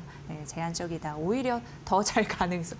근데 이제 최근 이 시대를 맞이하면서 저는 이제 처음으로 이제 이렇게 인터뷰를 하다 보니까 궁금한 부분이 네. 그럼 여타 저희 마켓나우 2부에서 전문가들이 하는 얘기처럼 네. 지금 삼성전자, SK하이닉스 이렇게 조금 조정을 받을 때 계속 비중을 좀 확대해가는 전략, 그러니까 추세 상승은 이어질 거라고 보시는지 그게 사실 가장 궁금합니다. 그렇죠. 그게 예. 가장 중요한 포인트겠죠. 네. 근데 일단 기회가 되면은 계속 담는 게 맞다라고 생각을 합니다. 대표님 예. 그렇게 생각하세요? 그렇죠. 예. 그리고 또 여기서 만약에 삼성전자, 하이닉스가 안 올라오고 나머지가 시장이 올라와서 뭐 6,000포인트 간다. 이건 상상하기가 좀 어렵거든요. 네. 그러면 시장의 주도 쪽은 삼성전자, 하이닉스가 맞다는 쪽으로 보는데 하나 그거 한번 보겠습니다. 지금 삼성전자 올해 영업이익이 지금 한 200조 정도로 예상을 하고 있습니다. 네. 라고 이것도 보수적인 겁니다. 네. 그런데 지금 200조가 아니라 지금 뭐 어제 나왔던 노무라 증권에서 나온 리포트를 보게 되면 200조 내년이 400조를 바라보고 있는데 네. 올해는 최소 뭐 250조, 300조까지도 얘기를 하고 있다 보니까 그런데 딱 띄어서 영업이익이 한 200조 정도 나온다 그러면은 지금 한 분기에 50조씩 나와야 됩니다. 그러면은 이게 작년에 50예 참 네. 놀라운 수치죠. 네. 예. 이렇게까지 나올 걸로 보는데 작년 한 해치가 43조다 보니까 그 이상을 한 분기에 이제 보내는 엄청난 실적이 올해 보여줄 걸로 되는데 그러면 영업이 200조 나오는 회사가 지금 시총을 보니까 1,200조가 안 돼요. 네. 그러면 저희가 보통 한 2,000조도 줄 수 있는 밸류를 네. 줄 수 있는 회사가 1,200조밖에 안 된다. 그러면 그러면 맨날 이게 TSMC랑 비교당하는 것 같아요. TSMC랑 비교를 많이 당하고 네. 그 정도 밸류까지 준다 그러면 지금 삼성전자 같이 보게 되면 또 오히려 지금 한 30만 원대 이상 지금 중반대 가도 누가 비싸다는 얘기 못하는 네, 네. 가격대죠. 그렇게까지 볼 수 있는데 여기까지 안 됐다는 얘기는 그러면 언제든지 시장에 변화가 왔을 때 그리고 그 정도의 실적 내년까지도 좋다는 건 확인되게 되면 언제든지 거기까지는 들어갈 수 있겠구나라고 바라보는 게 가장 합리적인 선택이 아닐까 싶습니다. 네. 그래서 20만 원대 미치면은 그러면 그렇게 당연히 싸다고 볼 수밖에 없는 거고. 그러니까 또 하닉스를 한번 볼까요? 하닉스는 올해 영업이익 한 180조 정도까지를 예상을 하고 있습니다. 네. 그런데 시총은 750조. 더 싸네요. 그럼 원래 하닉스가 100만 원대다 보니까 저거 몇 주나 산다고 라고 하실지 모르겠지만 밸류상으로 보게 되면 삼성전자보다 훨씬 더 싼 모습을 갖고 있는 거죠. 그렇게 되게 되면 마찬가지로 지금 거의 이것만 계산한다 그러면 주가가 지금 100만 원대가 아니라 한 200만 원대 가도 누가 모를 사람이 없는 상황들이 예, 예. 바뀌어지는 상황들이죠. 그런 걸 봤었을 때 지금 실적 대비 저평가는 뚜렷한 상황 쪽에서 그렇다고 해서 뭐 성장이 멈춰졌냐? 그것도 아니죠. 내년까지도 네, 네, 더 연결될 수가 있기 때문에 그런 측면으로 봤을 때 또 하나 이런 회사들이 돈을 많이 벌기 시작하게 되면 어떤 현상이 나오냐면 돈을 많이 벌다 보니까 더 주주가치 제고를 강하게 하겠죠. 그럼 자사주 매입해서 소각을 하든가 아니면 매입한 걸 가지고 그대로 ADR로 가든가 하이닉스의 전략이죠. 그렇게 되면은 그것까지 감안한다. 예, 역시나 여력들은 더 있다고 보는 게 맞지 않나 싶습니다. 네. 네. 뭐 역시나 강력한 호재는 이어지고 있는 상황이고 기업 실적으로도 보여주고 있는 상황이고 이번에 이제 마이크론이 실적 이렇게 내면서 추가 상승에 대한 기대감, 잘 나올 것이라는 기대감 더해지고 있는 와중에 여전히 그래도 저평가되어 있네 이런 부분이 좀 구미를 당기게 하는 그런 요인이다. 네. 이렇게 분석이 되는 것 같습니다. 어제 이제 그 AMD CEO 리사수가 어쨌든 뭐 의뢰 입장에서 간 건지 뭐 그거는 이제 감론음악이 있지만 삼성전자도 찾고 네이버도 찾았어요. 네. 근데 네이버는 왜 이렇게 주가가 안 가는 거예요? 되게 답답하게 협력에 대한 소식 이런 부분도 언급이 되고 있는 상황인데. 그렇습니다. 네. 네카오만 나오면 마음이 묵직해집니다. 네, 그런 관점 쪽에서 아마 리사수 선생님께서 오신 거는 그냥 영업하러 오셨습니다. 예, 메모리 이런 쪽으로. 그렇죠. 일단 삼성한테 가서는 네. 우리 좀 팔 거, 그러니까 우리가 지금 같이 해야 될 HBM이라든가 아니면 파운드리 쪽 맡기는 약간 좀 부탁하는 입장 네, 쪽에서도 네, 이제 협력적으로 봤어야 될 것 같고 네이버는 가서 우리 거 좀 써주세요라고 하는 영업하러 가는 느낌이 좀 크다고 봐야 할 것 같은데 네. 그런 쪽에서 AMD도 뭐 GPU나 AI 가속기 다 있다 보니까 이거 우리 거 쓰면 어떻게 써요?라고 얘기를 하겠지만 네이버가 솔직히 그럴 여력들이 좀 없습니다. 왜냐하면 엔비디아 GPU를 받아온 마당에 6만 장 정도 받았었죠. 네. 그런 쪽에서 받고 그걸 가지고 이제 성과를 내겠다라고 하는 입장이다 보니까 여기서 AMD 걸 가지고 뭘 플러스 알파를 더해서 아니면 이게 주가의 동력으로 차지하면서 뭐 어떻게 변화가 나오기는 조금 좀 어렵다고 봐야겠죠. 네. 네, 그런 쪽에서 본다라고 하게 되면 아마 네이버와 카카오 모두 다 이쪽에 대한 인터넷 업체에 대한 지금 시장의 기대감은 높지는 않다라고 보는데 지금은 그렇죠. 네. 나중에 가게 되면 그러니까 지금 그 AI가 발달되는 국면들을 봤었을 때 처음에는 엔비디아를 많이 보고 그다음에는 이제 인프라 관련된 메모리 반도체를 많이 보고 다음 국면으로 가게 되면 보통 이제 골드만삭스에서 표현하는 이네이블러라고 그래서 네. 소프트웨어 쪽도 부각을 받을 겁니다. 근데 지금이 당장이 아니겠죠. 그쪽에는 아마 대차게 움직이는 때가 나오긴 할 거예요. 근데 지금은 아니기 때문에 그때를 좀 기다려 본다가 AI 에이전트가 활성화돼서 그렇게 나가는 과정들로 봤었을 때는 기대감은 있지만 지금은 너무 그쪽을 보지는 않겠다는 쪽에서 네. 기다리는 시각들이 필요할 것 같습니다. 네, 그리고 최근에 이제 메모리 이런 부분 안 갖고 계시고 네카오 이렇게 투자를 오랫동안 하신 분들은 굉장히 뭐랄까 양극화되어 있는 그런 그렇습니다. 그런 마음 되게 답답하시다고 말씀을 해주시더라고요. 맞습니다. 그러니까 어제 예. 호재가 좀 있었는데도 못 담아내길래 궁금해서 좀 여쭤봤고요. 네, 지금 굉장히 중요한 주총 시즌이잖아요. 그렇습니다. 그래서 뭐 어제 같은 경우도 보험주 상당 부분 또 쭉 올라가는 흐름들 관심 있게 보시던데 이처럼 우리가 봐야 할 업종과 지금 이 시점에서 기업들이 있다면 좀 소개를 좀 부탁드릴게요.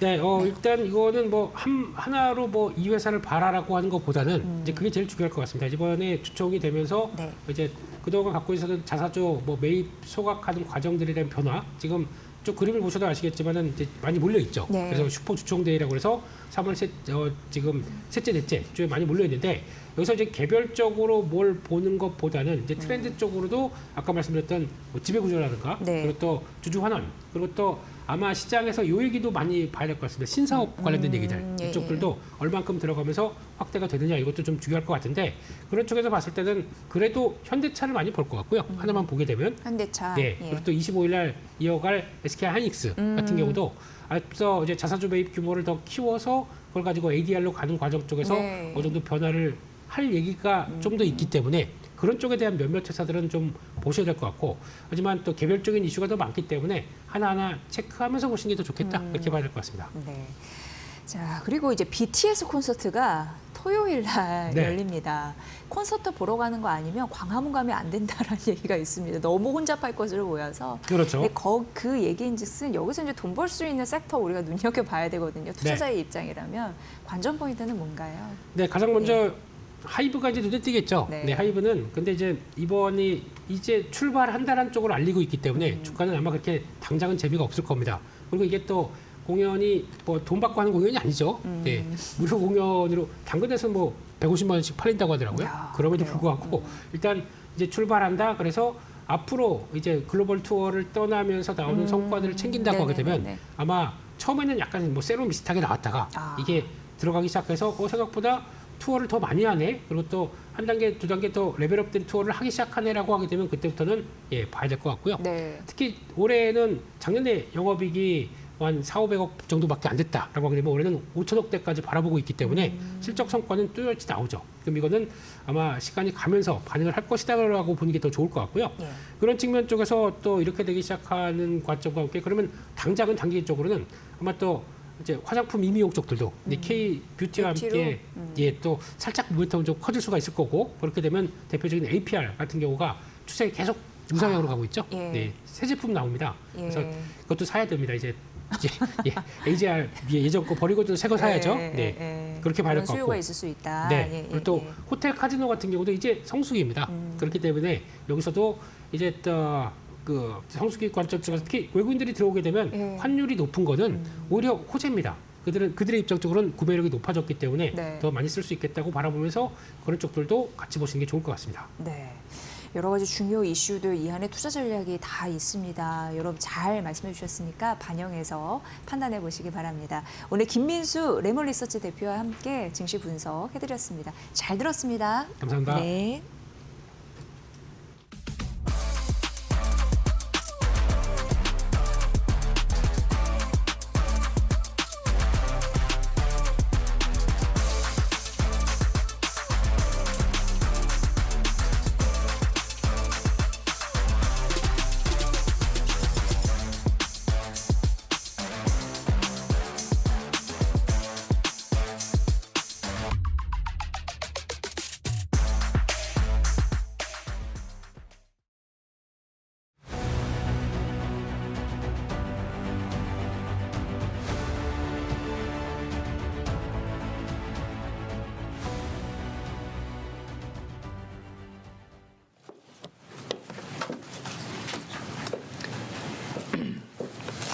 Good afternoon.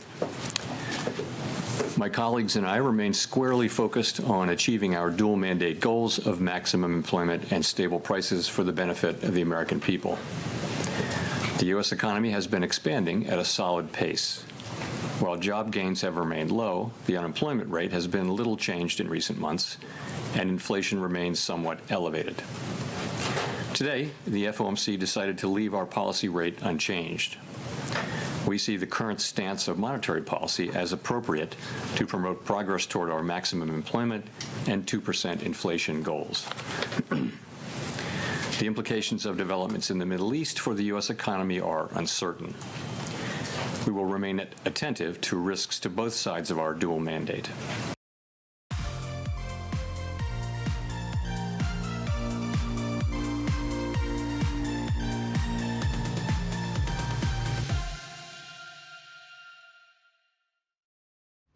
트렌드를 보면 돈이 보인다. 안녕하세요. 마켓나우 트렌드 속으로 김수현입니다. 요즘 AI 시장은 기술 경쟁을 넘어서 전력 경쟁으로 확장이 되고 있습니다. 그 중심에 있는 키워드가 바로 우주 데이터 센터인데요. 엔비디아가 GTC 2016에서 새로운 개념을 제시했습니다. 바로 궤도 데이터 센터 오디시입니다.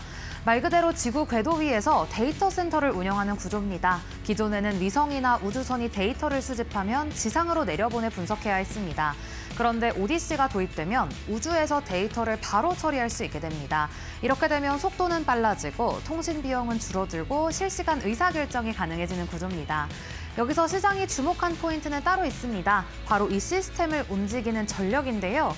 엔비디아는 이번 발표에서 우주 태양광 스타트업 에테르플럭스와 협업 사실을 공개했습니다.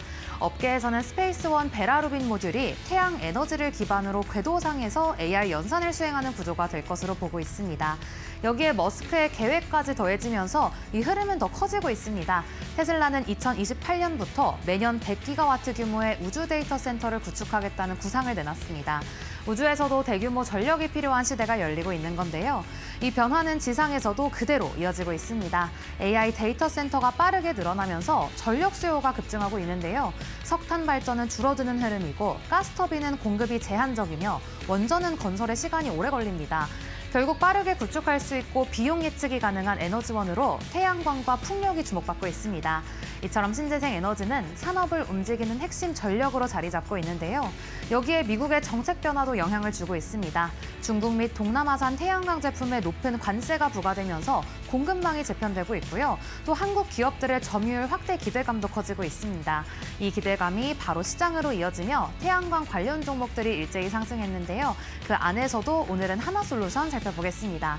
현재 시장의 시선은 분명합니다. 단기냐 장기냐에 따라 평가가 갈리고 있는데요. 단기적으로는 바로 수혜가 나타나기 어렵다는 분석도 있습니다. 우주 환경에서는 방사선과 온도 변화에 강한 특수 태양 전지가 필요하기 때문에 현재 구조상 직접적인 경쟁력이 제한될 수 있다는 평가입니다. 하지만 장기적으로 봤을 때 우주 AI 데이터 센터가 확대될 경우 연간 100기가와트 이상의 신규 수요가 만들어질 수 있다는 전망이 나오고 있고요. 또 스타링크 V3까지 연결되면 최대 270기가와트까지 확대될 가능성도 거론됩니다. 이건 태양광 업황 자체를 바꿀 수 있는 수준의 수요입니다. 여기에 지상에서도 변화가 나타나고 있는데요. 미국에서는 전력망 부족으로 데이터 센터 연결이 지연되자 빅테크 기업들이 직접 태양광과 ESS를 설치하기 시작했습니다. 이 과정에서 필요 전력보다 3배에서 많게는 6배까지 태양광을 설치하는 오버빌딩이 진행되고 있고요. ESS 역시 사용 시간이 길어지면서 설치 규모가 함께 커지고 있습니다. AI가 태양광 수요를 구조적으로 끌어올리는 흐름이 만들어지는 건데요. 이 기대감은 증권가의 전망에서도 반영되고 있습니다.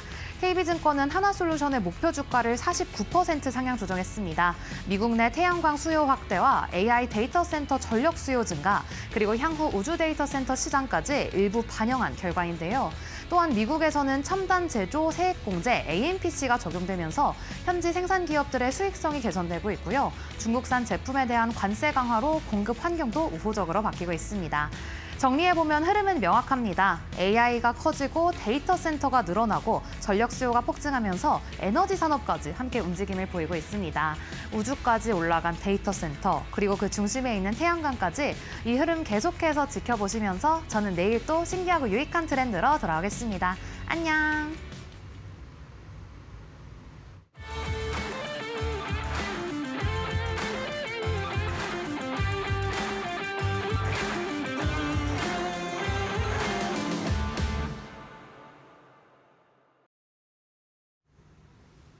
안녕하세요. 마켓마블 신일섭입니다. 저희가 짜지도 않았는데 저기서 태양광 풍력 얘기를 했는데 제가 준비한 게 풍력주거든요. 근데 또 우연히 겹쳤네요. 자, 오늘 장이 좋지가 않습니다. 코스피가 2.42, 코스닥이 1.52 정도 빠지고 있는데 어쩔 수 없죠. 지금 그 전쟁이 점점 더 확대되고 있는 것 같아요. 저기 저런 식으로 됐는데 갑자기 좋아질 리가 없죠. 그 이란이 뭐 저기서 항복을 할 리가 있겠습니까? 지금 그 이스라엘 그 네타냐후 총리가 손에 들고 있는 쪽지 그 옆에 그 참모인가요? 참모랑 의논하는 장면도 카메라에 찍혀서 보도가 됐죠. 거기 아마 살생부가 적혀 있다고 지금 뉴스는 보도가 나왔는데 그 장면 보면은 이란 그 저기 찬성하는 국민들은 피가 거꾸로 솟겠죠. 혁명수비대랑. 그 가만히 있겠습니까? 지금 라자날인가요? 그 2인자도 처단했고 이제 그 하메네이 그 차남 또 끝까지 또 추적한다고 합니다. 이번에도 보니까 또 교통 CCTV 해킹하고 그렇죠? 어떻게 하는지 모르겠지만 모사드가 대단한 것 같아요. 딸 집으로 가는 교통 CCTV 카메라 해킹해가지고 그거 잡아내가지고 참수시켰습니다. 자, 이런 식으로 나가는데 이란이 끝까지 지금 계속 항복할 리가 없고요. 이 지금 혁명수비대가 계속해서 그 정유시설을 공격하고 있죠. 어제 이란 가스전 공격당해가지고 카타르의 또 가스시설을 보복했어요. 그래서 지금 카타르의 가스시설이 큰 피해를 입었다고 합니다. 지금 천연가스 가격까지 지금 원유 가격에서 들썩거릴 지금 확률이 높아지고 있고 지금 이제 주일미군에 있던 그 2,500명 해병대원들 지금 곧 도착한답니다. 지금 호르무즈 해협 주변에 지금 상륙작전 감행하면은 이것도 호르무즈 해협도 난리 날 것 같아요. 지금 그래서 유가가 지금 이거 뭐 어디까지 예측 못하겠네요. 그렇죠? 지금 브렌트유가 $100가 넘었거든요. 이제 전체적으로 3대 유종이 다 급등할 여지가 있기 때문에 이렇게 되면 아까 파월이 얘기한 대로 트럼프는 계속 요구하더라도 파월은 계속 앞에 서두에 말하고 시작하는 거 있잖아요. 이중책무. 이중책무를 지켜야 되는 사람이라서 저 사람은 너무 고지식해서 트럼프가 무슨 대구로 해도 타격감이 전혀 없어요. 여러분들 그렇죠? 저러면 이제 때리는 사람이 지치는 거 아시죠? 욕하고 때리면 얘가 좀 움찔거리고 이래야 재밌고 희열감을 느끼잖아요. 근데 저 사람은 아예 타격감이 없습니다. 그러니까 이제 이중책무를 지켜야 되니까 인플레이션 우려가 지금 이렇게 있는 상황에서 금리 인하를 뱉을 리가 없잖아요. 거기다가 캐비넛이 지금 지명됐는데 의장 자리에 못 앉을 수 있어요. 지금 저기 열리질 않고 있어요, 회의가. 그걸 통과시켜줘야 되는데. 그래서 파월이 끝까지 한다고 어제 또 못을 박았죠. 나는 끝까지, 임기 끝까지 한다. 네, 그래가지고 이제 굉장히 답답한 트럼프의 지금 심정인데, 자, 오늘 어쨌든 그래서 오르는 것들이 조금 거의 적습니다. 근데 여러분들, 그래도 이 와중에도 말이죠.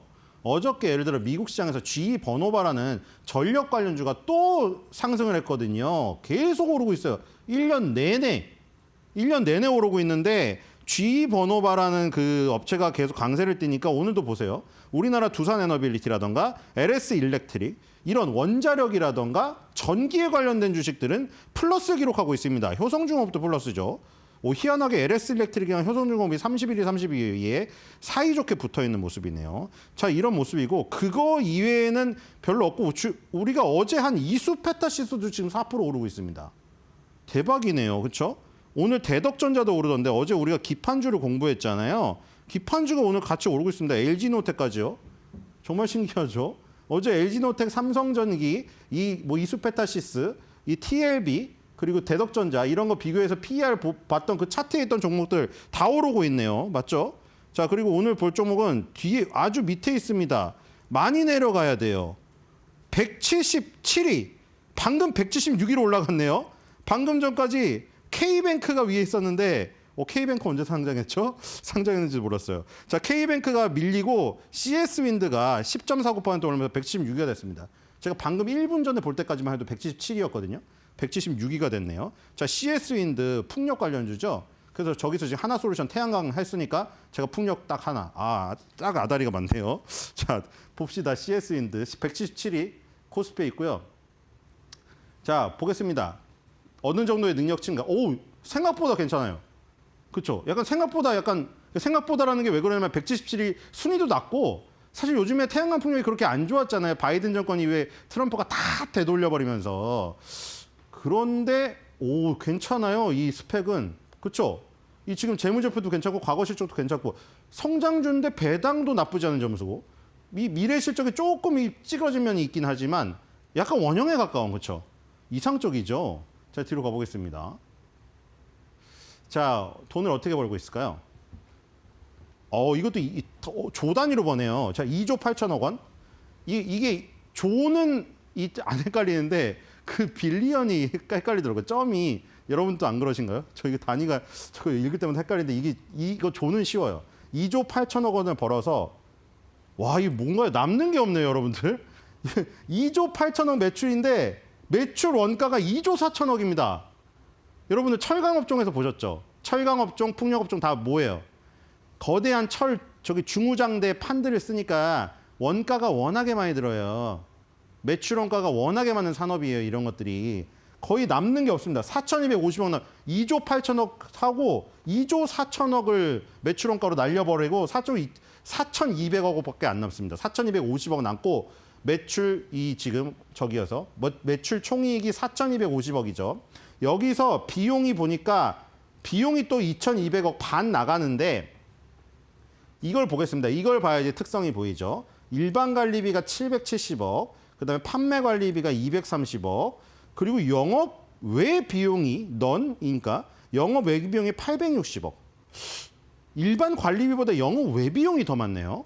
이것도 사실 철강, 풍력, 무슨 화학업종 특성인데 엄청나게 큰 공장이 필요하잖아요. 뭐 엔터테인먼트 회사처럼 무슨 가수의 능력으로 뭐 BTS나 이 블랙핑크의 능력으로 하는 그렇게 굴러가는 게 아니고 엄청나게 큰 공장을 짓고 물량 공세를 해야 되는 이 산업의 특성상 돈을 많이 땡겨와야겠죠. 여기저기서 뭐 은행권에서 빌리고 주식시장에서 저기 자기 자본 늘리고 그것도 안 되면 이제 사채까지 쓰는 건 어려우면 사채까지 써야죠. 어쨌든 영업 외비용은 대부분 그 금융 비용입니다. 그래서 금융 비용이 엄청나게 많이 들어가는 이 산업임을 알 수가 있겠고요. 그래서 2조 8천억 원 벌어서 2조 4천억 매출 원가로 빠지고 4,250억 매출 총익 나와서 2,200억 이 비용 빠지니까 손에 쥐는 돈은 1,980억. 이렇게 마진이 많이 안 남는 산업임을 알 수가 있겠습니다. 자, 뒤로 가보겠습니다. 마진이 많이 안 남는데 참 열심히 합니다. 그렇죠? 자, CS&P PER 보니까 PER로는 낮네요. 그러니까 이게 아까 전에 가치점수에서도 높았잖아요. PER이 낮아서 가치점수가 높은 거예요. 그래서 판단의 여지가 있다고 말씀드렸죠. 가치점수가 높아서 무조건 좋다는 게 아니고 PER이 낮다는 거는 PER이 낮으면 여러분들 뭐라고 생각하시죠? 저평가라고 생각하시죠? 저평가라고 생각할 수도 있지만 시장에서 인기가 없다고 얘기할 수도 있기 때문에 그건 따져봐야죠. 자, 보세요. 자, 효성중공업 48.9배, HD 현대일렉트릭 47.9배, 가온전선 36.8배, 산일전기 31.7배. 자, 이게 지금 높다고 나쁜 건가요? 인기가 얘가 더 많잖아요. 효성중공업, 현대일렉트릭이 훨씬 더 잘 나가잖아요. 그렇죠? 시장의 인기예요. 아직 얘네들만큼은 CS윈드가 그 배수를 못 받고 있습니다. 자, 뒤로 가볼게요. 뭐 12.3배가 싸다고 저평가됐다고 사 들어가는 사람도 있겠죠. 자신의 판단에 따라서. 자, 지금 트랜시션 피스 해가지고 여기 밑에 노란색 있죠, 이거 노란색. 이거 해상풍력이죠. 육상풍력 있고 해상풍력인데 이거는 바다에 박혀 있는 거잖아요. 원래 이 CS윈드의 주력은 요거예요, 요거 날개 말고 요 대 있죠, 대. 우리 수수깡 초등학교 때 만들어봤죠, 수수깡의 이 타워 이게 주력이고 이제는 해상풍력은 여기 바다 안으로 들어가서 박아야 되잖아요. 그 하부 구조물까지 지금 저기 범위를 넓힌 겁니다. 포트폴리오를. 그래서 그 하부 구조물 중에 하나의 종류. 이거고요. 자, 뒤로 가볼게요. 이슈를 보겠습니다. 오늘도 이슈를 만화로 만들었죠. 오늘도 잘 뽑혔죠. 깨진 거 하나 없죠. 자, 이슈가 이겁니다. 콜로라도. 저도 콜로라도 가보고 싶은데 콜로라도 로키스 메이저리그 경기 보면 선수들 헉헉거리죠. 거기 고도가 워낙에 높아가지고 산소가 부족해요. 근데 거기에 산이 높으니까 그 민원이 적을 거예요. 보통 바다도 먼 바다에 있고요. 해상풍력이. 육상풍력은 높은 산에 있어요. 왜냐면 그 주민들이 사는 데서 멀어야지 민원이 덜 들어오니까. 콜로라도에 공장이 있어요. 근데 가동률이 40%라 힘들었는데 지금 보니까 가동률이 80%까지 올라간다. 그러니까 100대 기계가 있으면 80대가 돌아가고 있다. 그래서 잘 되고 있는 모습이고요. 1.7 빌리언 수주를 또 한다고 예상을 해놓은 겁니다. 그래서 이익이 폭발하니까 콜로라도에 부활해가지고 목표 주가 6만 7천 원짜리가 나와 있는 그 장면을 봤는데 콜로라도 공장이 아주 중요합니다. 바이든 대통령은 여기 방문했었어요. 트럼프는 방문 안 하죠. 트럼프가 믿는 것은 원자력이지 이게 아니니까요. 근데 어쨌든 콜로라도에서 일자리 많이 창출하고 굉장히 좋은 기업이라고 합니다. 자, 이렇게 됐고 커뮤니티 가보겠습니다. 자, 기존 1차 6만 5천 원, 2차 8만 원 매도 계획이었는데 생각해보니까 신고가 도전 갈 것 같다면 1차를 8만 원으로 변경하신 분인데 와, 금액이 이게 1,000만, 와, 7,700만 원을 여기 8천만 원을 거의 박으셨네요. 그렇죠? 대단한 부신 분이고 4만 원대에 사신 것 같은데요. 자, 기세 미쳤네. 지치질 않는다. 경쟁자 없을 때 상한가 한번 갑시다. 그때 그쵸? 이렇게 다 떨어지는 날 상한가 가면 돋보이죠. 자, 바람의 전사라는 이름을 붙여주셨는데요. 풍력업체라 그런 것 같아요. 바람의 전사 오늘은 날았구나. 이렇게 마무리가 됐고요. 자, 코스닥 가보겠습니다. 코스닥은 조금 덜 빠지긴 하는데 코스닥도 뭐 크게 오르진 못하죠. 자, 지금 뭐 3천당 제약부터 리노공업, 리노공업 ISC가 돋보이죠. 이 리노공업 ISC 요즘에 계속 강해요, 이거 비슷한 거죠. 테스트 핀 소켓이냐, 넓은 러버 소켓이냐의 차이만 있지, 맨 후공정에서 정기적인 특성이 있는가 검사하는 부품 제공하는 업체인데 이 두 개가 엄청 강합니다, 지금. 그렇죠? 계속 살아남고 있어요. HPSP, 이거 어제 한 거 아닌가요? 저희가 어제 한 HPSP, 이스페타시스 두 개 공부한 거 오늘 다 플러스예요, 진짜. 펄어비스 이거 붉은 사막 망했나요? 상한가 가는데 이거 어떡하죠? 자, 오늘의 주인공 41위의 메지온입니다. 오랜만에 오르죠. 자, 메지온도 오래된 팬들이 많거든요, 사실. 종목 들어가겠습니다. 팬들이 많으세요, 이거. 바이오 오랫동안 하신 분들. 정말 우여곡절이 많았던 기업인데, 자, 재무제표는 조금 괜찮지만 나머지가 다, 이게 좀 고추 모양 별로 안 좋은 거예요. 이게 너무 쪼그라든 거라. 일단 스펙은 안 좋아요. 근데 바이오 기업이니까 좀 인정합시다. 뒤로 갑시다. 바이오 기업 원래 아시잖아요. 바이오 기업은 스펙으로 승부하는 게 아니에요. 자, 뒤로 가보겠습니다. 파이프라인 하나 터지면 대박 나는 거니까. 자, 뒤로 가볼게요. 자, 어떻게 보나. 이게 딱 보니까 일단 마지막에 손에 쥐는 돈이 없죠. 빨간색은 마이너스거든요. 자, 770억을 버는데 60억이 나가고 770억 중에서 150억이 나오는데 문제는 비용이 얼마냐? 150억이 매출 총액인데 비용이 2,300억이 나가네요. 심각한데요, 이거? 자, 비용에서 보니까 일반 관리비가 89억에 R&D가 이거 뭔가요? 960억? 하여튼 그래가지고 2,200억 마이너스예요. 적자. 너무 심하네요. 뒤로 가보겠습니다. 2,200억 적자 기업입니다. 자, 보면 65.4배. 와, 65.4배 엄청나게 높네요, 지금. 그렇죠? 지금 보니까 한올바이오 파마가 18배 받고 있는데 지금 메지온 65.4배입니다. 뒤로 가볼게요.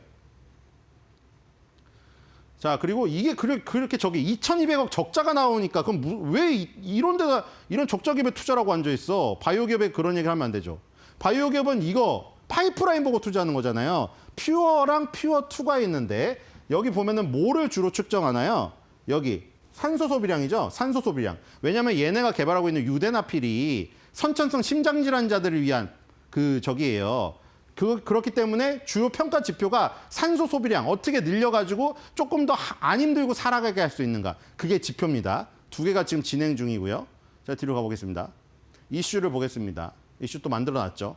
자, PRB라고 부르는 우선 심사 바우처라고 하는 거를 보너스를 획득했습니다. 여기 보너스라는 게 중요하고요. 저게 있으면 11개월 걸린 신약 개발을 6개월에 할 수도 있고 저 바우처를 팔아 넘길 수도 있습니다. 그래서 패스트트랙 타고 슉 간다. 시간이 경쟁력이니까 시간을 돈 주고 사버렸다는 겁니다. 자, 들어가 보겠습니다. 그래서 PRB라는 걸 하나 획득했습니다. 자, 미지온 오늘 종가 전망 차트 분석 결과 88,000원쯤이겠네. 자, 과연 맞을지 지켜봅시다. 쿠쿠 이제 떨어지는데 바보들 저는 딱 먹고 빠져요. 하루만 참을 걸. 털린 흑우 업체 이렇게 했습니다. 자, 메지온, 유데나필 이 지금 아까도 PRB가 굉장히 중요하다고 하는데 PRB 가치가 지금 3천억 원 정도로 갑니다. 3천억 원을 팔 수도 있고요. 유데나필이 빠르게 통과되는데 쓸 수도 있고 두 가지로 카드를 쓸 수 있다는 인터뷰가 실려 있다는 거 참조하시고요. 자, 오늘의 마켓마벨 코멘트 꼽아보겠습니다. 자, 이분도 미리 좀 올려주신 분인데요. 그렇죠? 미리 오르기 전에 CS윈드가 오르기 전에 이미 올려주신 분입니다. 자, 이게 사실은 좀 아이를 막 문대고 있는 장면이에요. 그렇죠? 그러면서 이 상태에서 글을 올리셨는데 떴습니다. 자, 오늘 읽어볼게요. 오야, 바닥 잘 문대시네요.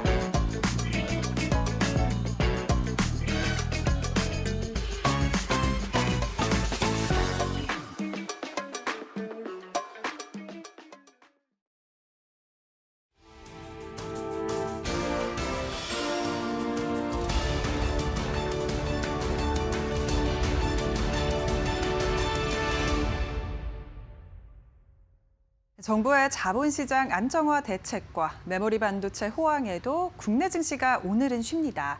계속해서 이어지는 중동 리스크가 시장의 변동성을 키우고 있는데요. 다만 그간 하락 대비해서 낙폭이 좀 제한적인 모습을 보이고 있기 때문에 장 마감까지 시장이 어느 정도 회복하는지가 관건이 될 것 같습니다. 현재 양지수 상황 열어보겠습니다. 코스피와 코스닥 현재 시간 기준으로 1% 넘는 하락폭 가져가는데요. 그래도 코스피가 오늘 거의 3% 넘는 하락으로 출발을 했던 것과 비교하면 많이 올라왔습니다. 지금 전장 대비해서 1.89%가량 하락한 5,813포인트까지 올라왔고요. 5,800선 회복에 성공했습니다. 코스닥도 1.34%가량 하락하면서 1,148포인트 지나가는데요. 오늘 코스피가 그래도 장 초반 대비해서 조금씩 낙폭을 줄이고 있다라는 점이 긍정적입니다. 코스피 200도 마찬가지로 낙폭 조금씩 줄이고 있고요. 2%가량 하락한 870선 지나갑니다. 매매 동향 확인해 보겠습니다. 오늘 코스피 시장에는 외국인과 기관의 쌍끌이 매도세가 출회되는데요. 외국인이 1조 원 넘게 팔면서 시장을 강하게 팔고 있고 기관은 3천억가량 소폭 팔고 있습니다. 개인이 1조 5천억 넘게 사들이면서 오늘 시장은 개인이 좀 주도하고 있는 장세가 펼쳐지고요. 코스닥 매매 동향도 똑같은데요. 오늘 개인만의 순매수가 들어옵니다. 코스닥 매매 동향 열어보겠습니다. 개인이 3천억가량 사면서 시장을 좀 지지해주고 있고 외국인과 기관은 합쳐서 3천억가량 팔면서 오늘 개인과 그리고 외국인, 기관 간의 지금 줄다리기가 계속해서 이어지고 있는 상황입니다. 원달러 환율 함께 체크해 볼 텐데요. 오늘 원달러 환율이 1,500원 선을 넘어서면서 시작을 했습니다. 아무래도 미국에서 금리 인하 기대가 후퇴했고 중동 리스크가 더욱더 거세지면서 원달러 환율에는 상방 압력으로 작용할 수밖에 없었는데요. 그래도 현재 시간 기준으로는 5원가량 내렸고요. 개장 직후보다 5원가량 내린 1,496원 선 지나가고 있습니다. 네, 이렇게 오늘 시장 상황 살펴봤는데 그래도 계속해서 글로벌적으로 지정학적 우려가 커짐에도 불구하고 시장이 좀 견조한 흐름을 가져가고 있습니다. 그렇다면 오늘 중요한 투자 뉴스는 어떤 게 있을지 바로 이어서 살펴보시죠. 이스라엘이 이란 최대 가스전에 폭격을 가했습니다. 이란은 이에 대해 큰 실수라면서 또 공격을 받으면 주변국의 에너지 인프라를 완전히 파괴하겠다고 경고했습니다. 현지 시간 18일 이스라엘은 이란 최대 가스전인 사우스 파르스와 이란의 남서부 해안 아살루에의 천연가스 정제시설 단지를 폭격했다고 밝혔습니다. 그러자 이란은 세계 최대 LNG 처리 시설이 있는 카타르의 라스라판을 공격하며 맞대응했는데요. 이외에도 사우디아라비아, 아랍에미리트, 카타르의 석유시설도 공격하겠다고 위협했습니다. 지정학적 우려가 점차 커지면서 WTI는 장중 100달러 선을 돌파했고요. 브렌트유도 110달러 선을 넘겼습니다. 시티은행은 브렌트유 가격이 며칠 내 배럴당 120달러까지 상승할 것이라는 전망을 내놓기도 했는데요. 에너지 수급 불안에 대한 우려가 커지는 가운데 오늘 가스주가 급등 중에 있습니다. 대성에너지 주가부터 바로 열어볼 텐데요. 14%가량 급등하면서 11,130원 선 지나가고 있고요. 두 자릿수 급등세 여전히 유지 중입니다. GSE 주가도 16%가량 급등하면서 3,225원 선 지나갑니다. 이렇게 계속해서 에너지 관련된 우려가 커지면서 대체에너지 관련된 태양광, 풍력 관련된 신재생 에너지들 오늘 주가 튀어오르고 있는데요. SK 이터닉스 시장에서 강한 주목받으면서 11%가량 급등 47,400원 선 거래되고 있습니다. 네, 대우건설의 해외 원전 수주 확대 기대감이 커지면서 대우건설의 주가가 신고가를 경신했습니다. IBK투자증권은 오늘 리포트를 통해 대우건설이 체코를 비롯한 미국과 베트남 등으로 원전 파이프라인을 확대하고 있다는 분석을 내놨습니다. 국내 원전 시공 경험과 요르단 연구용 원자로 착공 이력이 부각된다고 밝혔는데요. 삼성증권도 지난 2월 19일 대우건설이 체코 두코바니 원전에 이어 베트남과 미국, 국내 원전 수주를 진행 중이라며 올해 역대 최대 규모의 수주를 달성할 것이라고 평가했습니다. 오늘 원전 시공 능력을 가진 기업들의 주가가 동반 강세를 보이고 있습니다. 한미글로벌도 지난달 12일 영국 TNT와 해외 원전 사업을 위한 전략적 제휴 협약을 맺은 점이 부각되며 오늘 주가가 급등하고 있는데요. 주가 흐름 함께 체크해 보겠습니다. 대우건설 먼저 열어보시죠. 6.86%가량 오르면서 15,880원 선 지나가고 있고요. 오늘 신고가 경신했습니다. 한미글로벌 주가도 오늘 5.42%가량 오르면서 신고가 부근에서 움직이고요. 22,350원 선 거래되고 있습니다. GS건설도 미래세증권에서 원전 소외주라면서 반등 여력이 충분하다라는 분석이 나왔고요. 오늘 4%가량 오르면서 26,650원 선 거래되고 있습니다. 네, 정부가 자본시장 체질 개선을 위한 구체적인 방안을 발표했습니다. 18일 이재명 대통령은 자본시장 안정화 정상화를 주제로 간담회를 주재했는데요. 이 자리에서 금융위는 중복 상장의 원칙적인 금지와 저 PBR의 기업 개선, 그리고 코스닥 시장을 1부와 2부로 개편하는 방안 등을 공개했습니다. 시장에서는 이번 정책이 단순한 테마를 넘어 한국 증시 전반의 밸류에이션 재평가로 이어질 수 있을 것이란 기대감을 내놓고 있습니다. 특히나 중복 상장 규제가 현실화된다면 가장 먼저 거론되는 수혜군은 지주사인데요. 자회사 상장을 통한 가치 희석 우려가 줄어들면서 기존에 적용되던 지주사 할인 요인이 완화될 수 있기 때문입니다. 비상장 자회사를 가진 CJ, HD현대, SK 등이 대표적인 수혜 후보로 거론되는데요. 비상장 자회사 가치가 재평가될 것이란 전망이 나오기 때문입니다. 오늘 CJ 주가는 1%가량 하락 중인데요. 올리브영에 대한 상장 여력이 조금 있었었죠. 다만 지금 이러한 우려가 조금 희석이 되면서 그래도 오늘 주가가 지수 대비해서 선방하고 있고요. 19만 7,700원 선 지나갑니다. HD현대도 마찬가지로 HD로보틱스에 대한 기대감이 조금 있었었는데 일단 이러한 우려는 조금 줄어들었고요. 4.54%가량 좀 빠집니다. 오늘은 26만 3,000원 선 지나가는데 오늘 지주사단 전반적으로 좀 시장이 빠지면서 함께 하락하는 움직임을 가져갑니다. 국내 증시의 체질적인 개선을 위한 정부의 노력이 지속되고 있습니다. 어제는 자본시장 안정화를 위한 대책이 여럿 공개됐는데요. 지정학적 위기가 진정된다면 이러한 정책의 훈풍 속에 코스피가 다시 반등할 계기가 충분합니다. 이에 대한 자세한 내용 저희와 함께 이어서 알아보시죠. 유가 리스크 때문에 시장이 눌리고 있습니다. 경제 분위기 파악하고 시장 전략까지 저희가 맞춤형으로 세워드립니다. 박시동 경제평론가님 나와 계십니다. 어서 오십시오. 네, 안녕하세요. 네. 그래도 시장을 살리는 여러 가지 정책들은 나오고 있는 상황인데요. 네. 이재명 대통령이 자본시장 옥토를 만들어야 된다고 하면서 전략적인 그런 부분을 제시했습니다. 코리아 프리미엄을 위한 행보겠죠. 어떻게 보셨습니까? 아주 의미가 네, 있다고 예. 보는데요. 잠깐 우리가 좀 요즘 사실 변동성이 좀 심하니까요. 이렇게 변동성이 심하고 좀 복잡할 때 너무 이제 미시적으로 들어가기보다는 잠깐 네. 우리가 좀 멀리서 한번 시장을 보자고요. 예. 작년에 저점이 2,300이었어요. 그리고 6,300까지 올라갔습니다. 네. 이렇게 크게 올라간 그 배경이 뭘까라고 해보면 제가 볼 때는 두 가지인데요. 하나는 뭐니 해도 우리 기업들의 폭발적인 실적이에요. 네. 아무리 뭐 변동성이 치고 태풍이 몰아쳐도 실적이 받쳐주면 뭐 빠질 리가 없습니다. 그렇죠. 그게 하나의 바퀴고요. 두 번째 우리 증시를 이렇게 끌고 온 두 번째 바퀴는 뭐니 해도 정부 여당이 하고 있는 시장 정상화 조치. 정책. 예, 이른바 정책 모멘텀이에요. 이 두 바퀴가 서로 같이 굴러가고 상호작용하면서 우리 시장을 이렇게 끌고 왔습니다. 네. 그런데 예를 들어서 지금 중동 전쟁이 심각하거든요. 이따가 네. 또 살짝 다루겠습니다만은 그런 상황에서 우리 증시 앞으로 어떻게 될 건가 네. 걱정하시는 분들한테는 이 두 바퀴가 멈췄나 계속하고 있나 이것만 계속 보시면 가고 된다는 있죠. 거예요. 예. 예, 여전히 우리 기업들의 실적 오늘 솔직히 말씀드리면 지금 이 시간에도 반도체는 잘 팔리고 있다 이런 말씀을 좀 드려요. 한편으로 그렇게 해서 기업들의 실적 같은 것들은 크게 이제 문제가 없다라고 보면 이 또 하나의 바퀴였던 정책 모멘텀, 네. 시장 정상화 조치가 1, 2, 3차 상법 개정과 배당소득 분류과세 이후에 그럼 멈출 것이냐. 한국 시장 그럼 이제 숙제 다 했냐. 이게 아니거든요. 네. 그런 측면에서 여전히 정부 여당이 또 다른 개혁 방안 관련해서 무언가를 내고 있다. 저는 이게 우리 이 증시를 지금까지 끌고 왔던 이 두 바퀴가 여전히 멈추지 않는다라는 걸 보여줌으로써 네. 이 변동성 장세가 끝나고 나면 다시 6천, 다시 7천, 다시 그 이상 이상 갈 수 있는 동력으로서 여전히 존재한다라는 걸 보여줬다라는 네. 측면에서 어제 대통령 위주의 간담회 너무 의미 있었다 이렇게 말씀드릴 수가 있습니다. 단순히 근데 이렇게 포괄적인 의미뿐만 아니라 구체적으로 나왔던 내용들이 또 굉장히 좋아요. 제가 볼 때는요.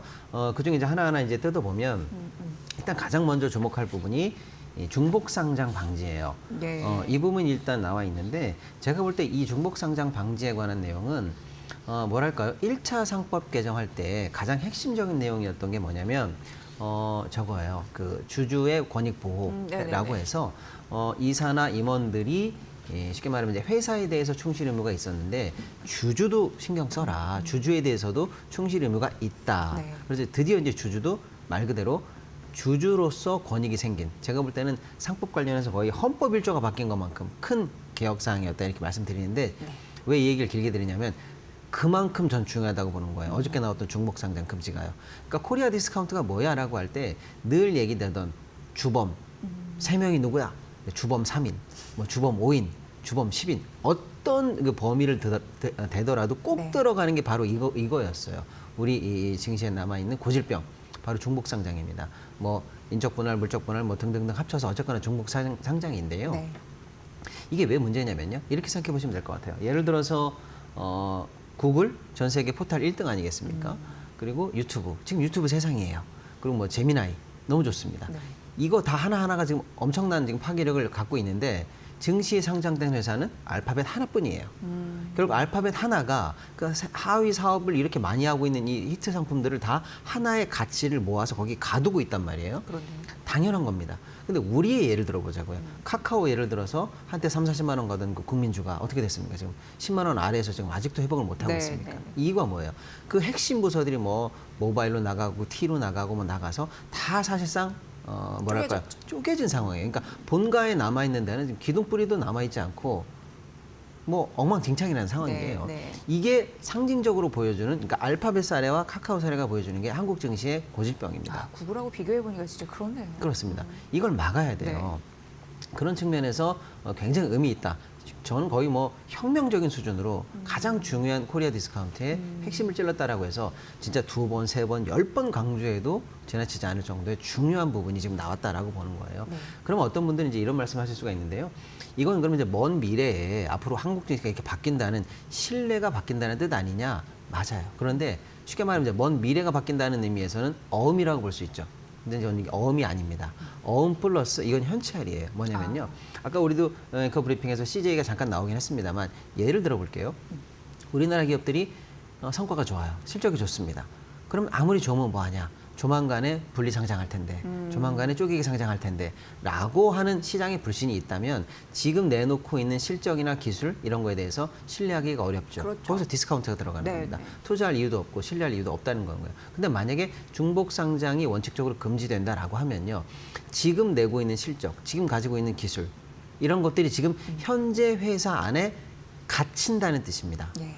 그러니까 이제는 그 회사가 가지고 있는 것들을 그대로 평가해 줄 수가 있게 되는 거예요. 안심하면서 투자할 수 있겠죠. 맞습니다. 네. 그러면 바로 주가에 반영됩니다. 그런 의미에서 제가 볼 때는 이건 미래가 아니고요. 미래이자 동시에 현찰입니다. 그렇군요. 오늘 당장 주가가 올라도 이상하지 않은 엄청난 호재다 이렇게 말씀드릴 수가 있고요. 대통령이 얘기한 게 뭐냐면 코리아 디스카운트를 넘어서 코리아 프리미엄으로 가겠다라고 하는 게 제가 볼 때는 선언적 구호가 아니라는 게 뭐냐면요. 방금 말씀드린 거 있잖아요. 저 회사 조만간에 뭐 재벌 3세 승계 때문에 분리상장할 것 같은데 아니면 조만간에 뭐 자금 조달 때문에 분리상장할 건데 이렇게 예상했던 회사들 같은 경우에는 이게 멈춰지는 것만으로도 지금 있는 모회사나 지주회사나 상위회사의 가치가 갇힙니다. 네. 그걸 지금 반영하잖아요. 바로 현찰이에요. 그런 의미에서 할인됐던 게 오히려 전화위복이 돼서 오늘은 프리미엄으로 반영된다는 그렇죠. 네. 이 메커니즘의 전형적인 예시가 될 수가 있겠습니다. 그래서 제가 볼 때는 굉장히 중요한 혁명적인 개혁 사항이 하나 나왔다.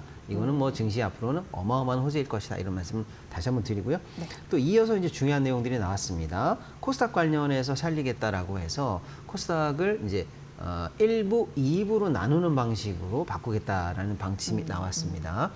코스닥 관련해서는 미국과 일본식 제도가 있다. 일단 이렇게 말씀드릴게요. 미국은 사실은 이제 다우가 있는 상황에서 나스닥이 있지만 나스닥을 다우의 2부 리그라고 얘기하는 사람들은 없어요. 그렇죠. 예. 애플이 뭐 다우에 못 가서 있는 게 아니지 않습니까? 네네. 네. 그러니까 2부 리그가 아니에요. 기술과 뭐 이런 어떤 테크 이렇게 성격이 다른 그런 회사들이 거래소를 선택해서 들어간 것 뿐입니다. 예. 자, 우리도 처음에 코스닥을 만들 때 그걸 모델로 했습니다.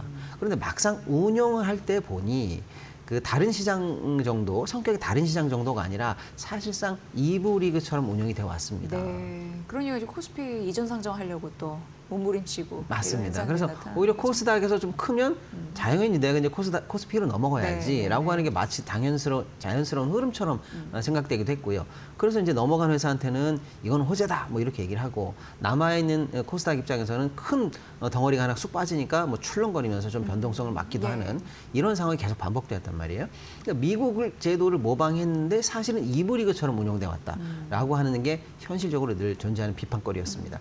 반면에 일본은 양대 증시를 사실 이런 식으로 운영했어요. 사실상 승강제처럼 1, 2부로 운영을 했습니다. 대놓고 그렇게 운영하는 거예요. 네. 그럼 도대체 우리는 어떤 시장을 표방하느냐가 늘 관건이었는데 이번에 정부가 나름대로는 가르마를 탔다라고 보는 거예요. 뭐냐면 어차피 현상적으로 존재한다면 코스닥을 살리기 전에 우리 시장에 대한 성격 규정, 틀거리를 먼저 딱 잡아놓고 하는 게 맞긴 맞아요. 네. 그런 측면에서 두 개 리그로 구조 개편한다는 게 사실상 일본 구조처럼 운영하겠다라는 걸로 저는 보여요. 네. 현실에 맞는 접근이다라고 생각합니다. 안 되는 거 자꾸 해봐야 안 되는 것 같고요. 예, 그런 측면에서 사실은 제도는 어떤 제도라도 명이 있으면 암이 있거든요. 핵심은 제도를 정했으면 그 제도의 장점을 살리는 운영의 묘를 살리는 게 중요해요. 네. 일단 정부가 이제 앞으로 2개 리그로 해서 승강제 방식으로 한다라고 했으니 이제는 어떻게 하면 그걸 좀 운영의 묘를 살려서 더 잘할 것이냐. 저는 거기에 이제 포커스를 맞추면 된다라고 봐요. 그런 측면에서 후속 대책으로 나오고 있는 게 사실상 2부 리그라고 하지만 엄밀히 말하면 3부 리그예요. 뭐냐면 코스닥 관련해서 상위에 이미 성숙돼 있는 리그, 프리미엄 리그라고 해서 한 150여 개에서 200개 정도의 앞선 기업들을 한쪽으로 보내고 앞으로 이제 많이 클 수 있는 성장형 리그를 하나 두고요. 네. 퇴출이 임박했다고 하면 좀 그렇습니다만은 자칫하면 이건 좀 문제가 있어라고 하는 쪽을 아예 빼겠다는 거예요. 관리 정보를 빼겠다는 거죠. 네. 그래서 사실상 1, 2부지만 뭐 엄격히 말하면 3부 리그 체제로 구조를 나누겠다라는 게 정부의 이제 후속 대책인데 그렇게 찍은 정책의 제가 볼 때 방점은 뭐냐면 제가 볼 때 정부는 코스닥을 롱텀 베이스, ETF 베이스로 키울 생각인 것 같아요. 이게 제가 볼 때는 숨겨져 있는 히든이에요. 그래서 상위 리그에 있는 회사만으로 예를 들어 지수를 추가 개발하겠다는 겁니다. 그러면 지금 코스닥 ETF 150 하나가 일단 패시브로 있거든요. 네네. 그다음 최근에 이제 코스닥 ETF 관련한 지금 현재 붐 아니겠습니까?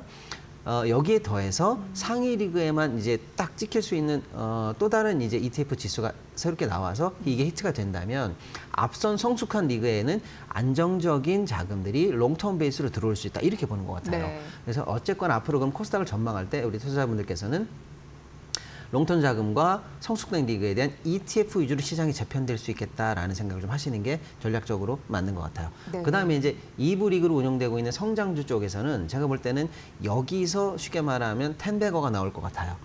이제 제대로 된 기업들이 사실은 여기서 개별적으로 수혜를 받아서 이제 네. 기술적으로 잭팟을 터뜨리면서 1부 리그로 올라가는 종목들. 그러니까 여기 있는 종목들을 잘 하면 1부 리그에 올라가기만 하면 사실상 롱텀 여러 가지 ETF에 동시에 이제 편입되면서 점프가 가능한 거죠. 투자할 맛이 나겠네요. 그렇습니다. 그러니까 이제 여기서는 미래를 보고 확실하게 투자할 수 있는 그래서 10배거 이상의 수익률로 초과 수익을 낼 수 있는 시장 뭐 이렇게 좀 시장을 나누는데 이런 어떤 정부의 체질 개선 방향에 대해서 전략으로 삼아서 앞으로 코스닥 시장에 대해서 좀 주의 깊게 또 보시는 것도 좋을 의미가 있을 것 같습니다. 네, 자본시장 옥토 만드는 거는 정말 이제 중요한 그런 중책이지 않을까 이런 생각이 들고 그래야지 여러 가지 변동성, 그러니까 예를 들어서 이란 전쟁 같은 경우도 돌발 악재 같은 거잖아요. 우리 네. 입장에서는 그런 게 나와도 덜 흔들리는 그런 배경이 되지 않을까라는 생각을 해보게 됩니다. 근데 이란 전쟁 얘기 나와서 말인데 지금 어떻게 보면은 이란이 그 피격을 당했잖아요. 그 에너지 시설에 맞습니다. 이거는 서로 건드리면 안 되는 지점을 좀 건드려서 맞습니다. 좀 최악으로 치닫나 이런 느낌? 예, 제가 볼 때는 전쟁 발발 이후에 가장 중요한 변곡점 탑3 안에 들어갈 정도로 큰 뉴스라고 저는 생각하고 있어요.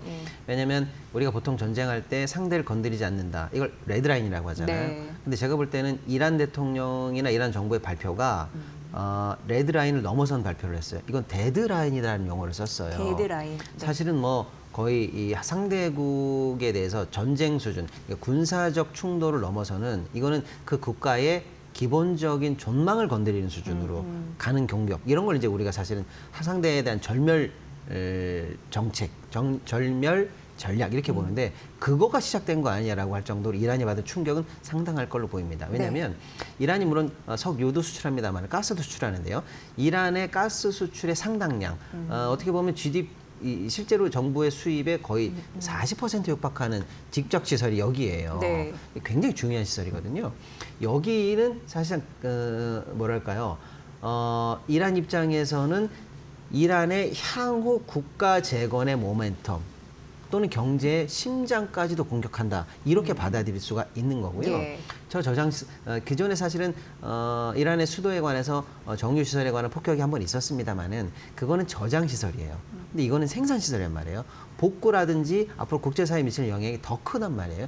여기까지 공격한다는 것은 이란 입장에서는 국가의 존망을 건 공격이 시작됐다. 이렇게 받아들일 여지가 있죠. 그래서 대번에 사실은 보복 공격에 관한 얘기를 천명했고요. 실제로 이제 카타르 쪽에 다른 국가의 가스전을 이란이 보복 공격을 하기 시작했고, 사우디 관련한 정유시설이라든지 이쪽 쪽에서도 이쪽으로도 이제 드론이 출격했다라는 보도가 나오고 있는 걸로 같아요. 그러니까 전쟁이 이제 새로운 양상으로 또 접어드는 거 아닌가라는 우려를 하기에 충분한 정도로 저는 악재로 일단은 보고는 있습니다. 예. 이에 따라서 이제 간밤에 사실 유가 관련해서도 110불을 넘어가는 등 굉장히 불안 정세를 보이고 있고요. 이따 좀 이따 얘기할 수 있겠습니다만 간밤에 있었던 FOMC와 맞물리면서 네네네. 제가 볼 때는 국제 자본시장 관련해서 사실상 달러, 유가, 금리 이 세 가지 축이 어제 한 번에 터지는 한 중요한 이슈가 발발했다 이렇게 볼 수가 있겠습니다. 우리 입장에서도 사실은 신경 쓰지 않을 수가 없는 게요. 지금 이란 전쟁 때문에 호르무즈 해협이 봉쇄되기 직전에 출발한 배들, 그 배들이 현재 기름 싣고 오고 있지 않습니까? 네. 다음 주에 오는 게 다음 주 24일 정도에 도착하는 게 대부분의 배들이고요.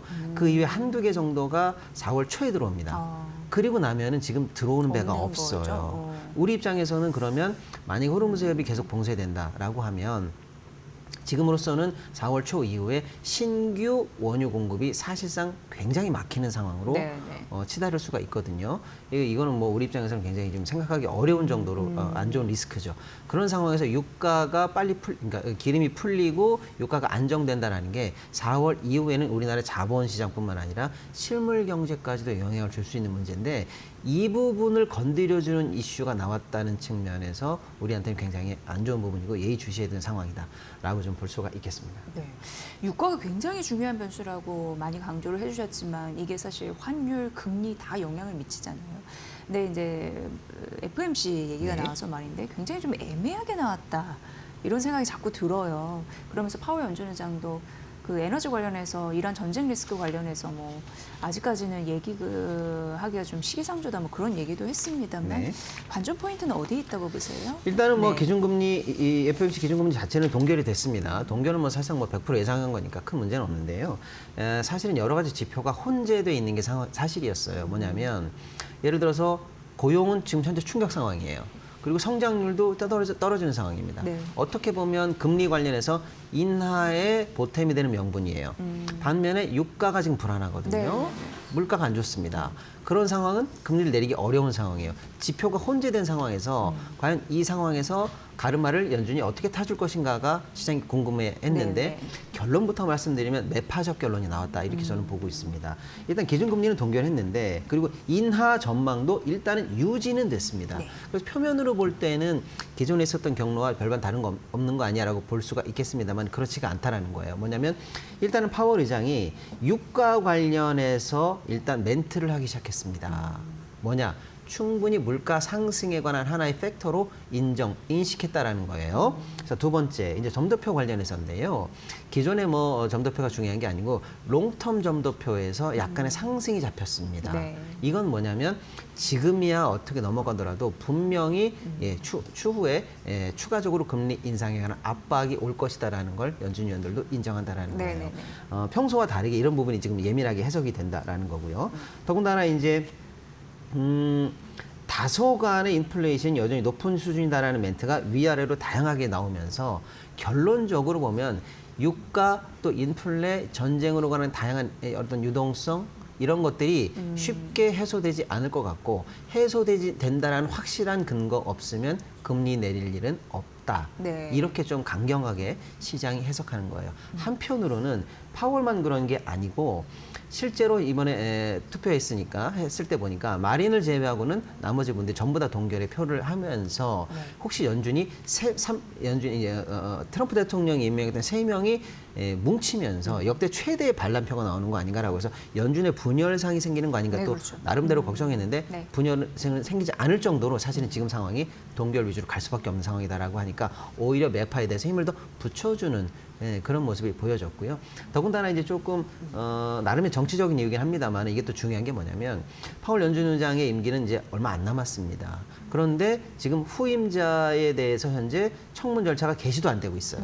이 상황에서 파월의 어떤 그 개인적인 처신이 어떻게 될까 궁금했는데 임시 차기 의장이 들어올 때까지 임시 연준 의장으로서의 임시직 역할을 계속 하겠다는 뜻을 네. 보였고요.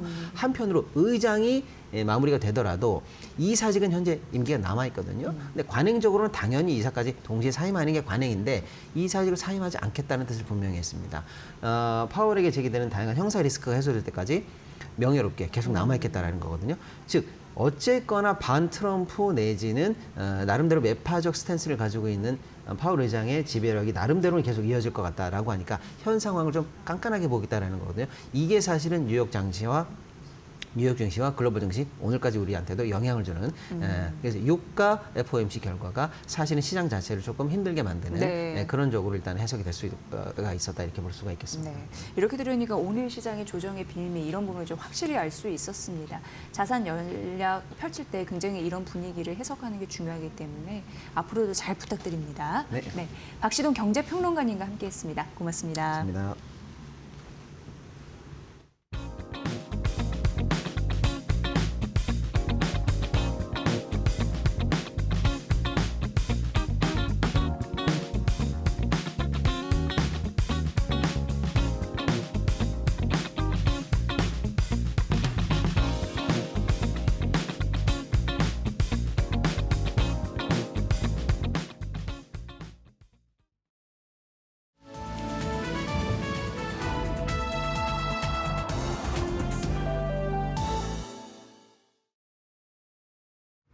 안녕하세요. 증시 날씨 전해드리는 마켓에더 김수현입니다. 오늘 우리 증시 날씨에는 비가 내리고 있습니다. 중동을 둘러싼 지정학적 리스크가 고조된 데다 또 간밤에는 미국 연준이 기준 금리를 동결하면서 향후 금리 인상까지 고려하고 있다는 매파적인 발언이 나왔습니다. 관련해서 우리 국내 증시 오늘 출렁이고 있는데요. 환율도 1,500원 선을 넘어서면서 개장을 했고 오늘 코스피와 코스닥도 동반 약세 흐름 보이고 있습니다. 시장 분위기 다음 장에서 더 자세하게 살펴보시죠. 오늘 보시면 반도체주 비가 내리고 있습니다. 우선 오늘 새벽에 마이크론의 실적이 나왔는데요. 어닝 서프라이즈를 기록을 했습니다. 전년 동기 대비 매출이 3배 급증하며 사상 최대 분기 실적을 갈아치웠고요. 또 다음 분기 전망도 시장의 예상치를 크게 상회했습니다. 하지만 지정학적 리스크로 인해 이 마이크론의 주가는 시간의 거래에서 급락을 보였는데요. 그렇다 보니 오늘 국내에서는 삼성전자와 SK하이닉스가 동반 약세 보이고 있습니다. 그 가운데 일정 하나 챙겨보셔야겠습니다. 내일 우리 시간으로 새벽 2시에 삼성전자가 엔비디아 GTC에서 발표 세션에 나설 예정입니다. 이어서 오늘은 유가와 가스 섹터가 맑음을 보이고 있습니다. 이스라엘이 이란 최대 가스전에 폭격을 가하고 이란도 즉시 카타르의 핵심 가스 시설을 공격하면서 보복에 나섰습니다. 국제유가 브렌트유가 장중 110달러 선까지 넘어서면서 국제유가가 또다시 극심한 변동성을 보이기 시작했는데요. 유가가 오르면 정제 마진이 개선되기 때문에 정유주한테는 오히려 수혜로 작용하고 있습니다. 오늘 이러한 이유로 유가와 가스주 맑음 보이고 있습니다. 오늘은 알루미늄 관련주도 맑음 보이고 있습니다. 아무래도 호르무즈 해협 봉쇄로 인해서 알루미늄 공급 차질 우려가 빚어지고 있는데요. 알루미늄 선물 가격이 최근 4년간 최고치를 기록하면서 오늘 관련된 종목들이 상승세를 보이고 있습니다. 이어서 오늘은 원전과 건설주 맑음 보이고 있습니다. 원전의 모멘텀을 안고 상승세를 보이고 있는데요. 고유가 시대에 이 원전이 새로운 대체 에너지로 떠오르고 있고 또 대미투자특별법이 국무회의를 통과하면서 정책 기대감까지 더해진 모습입니다. 이어서 계속해서 증권가의 리포트도 하나씩 살펴보시죠. 오늘 삼성전자에 대해서는 KB증권의 목표가 32만 원 유지 리포트 나왔습니다. 메모리 공급 부족이 2028년까지 장기화될 전망이라며 분석을 했고요.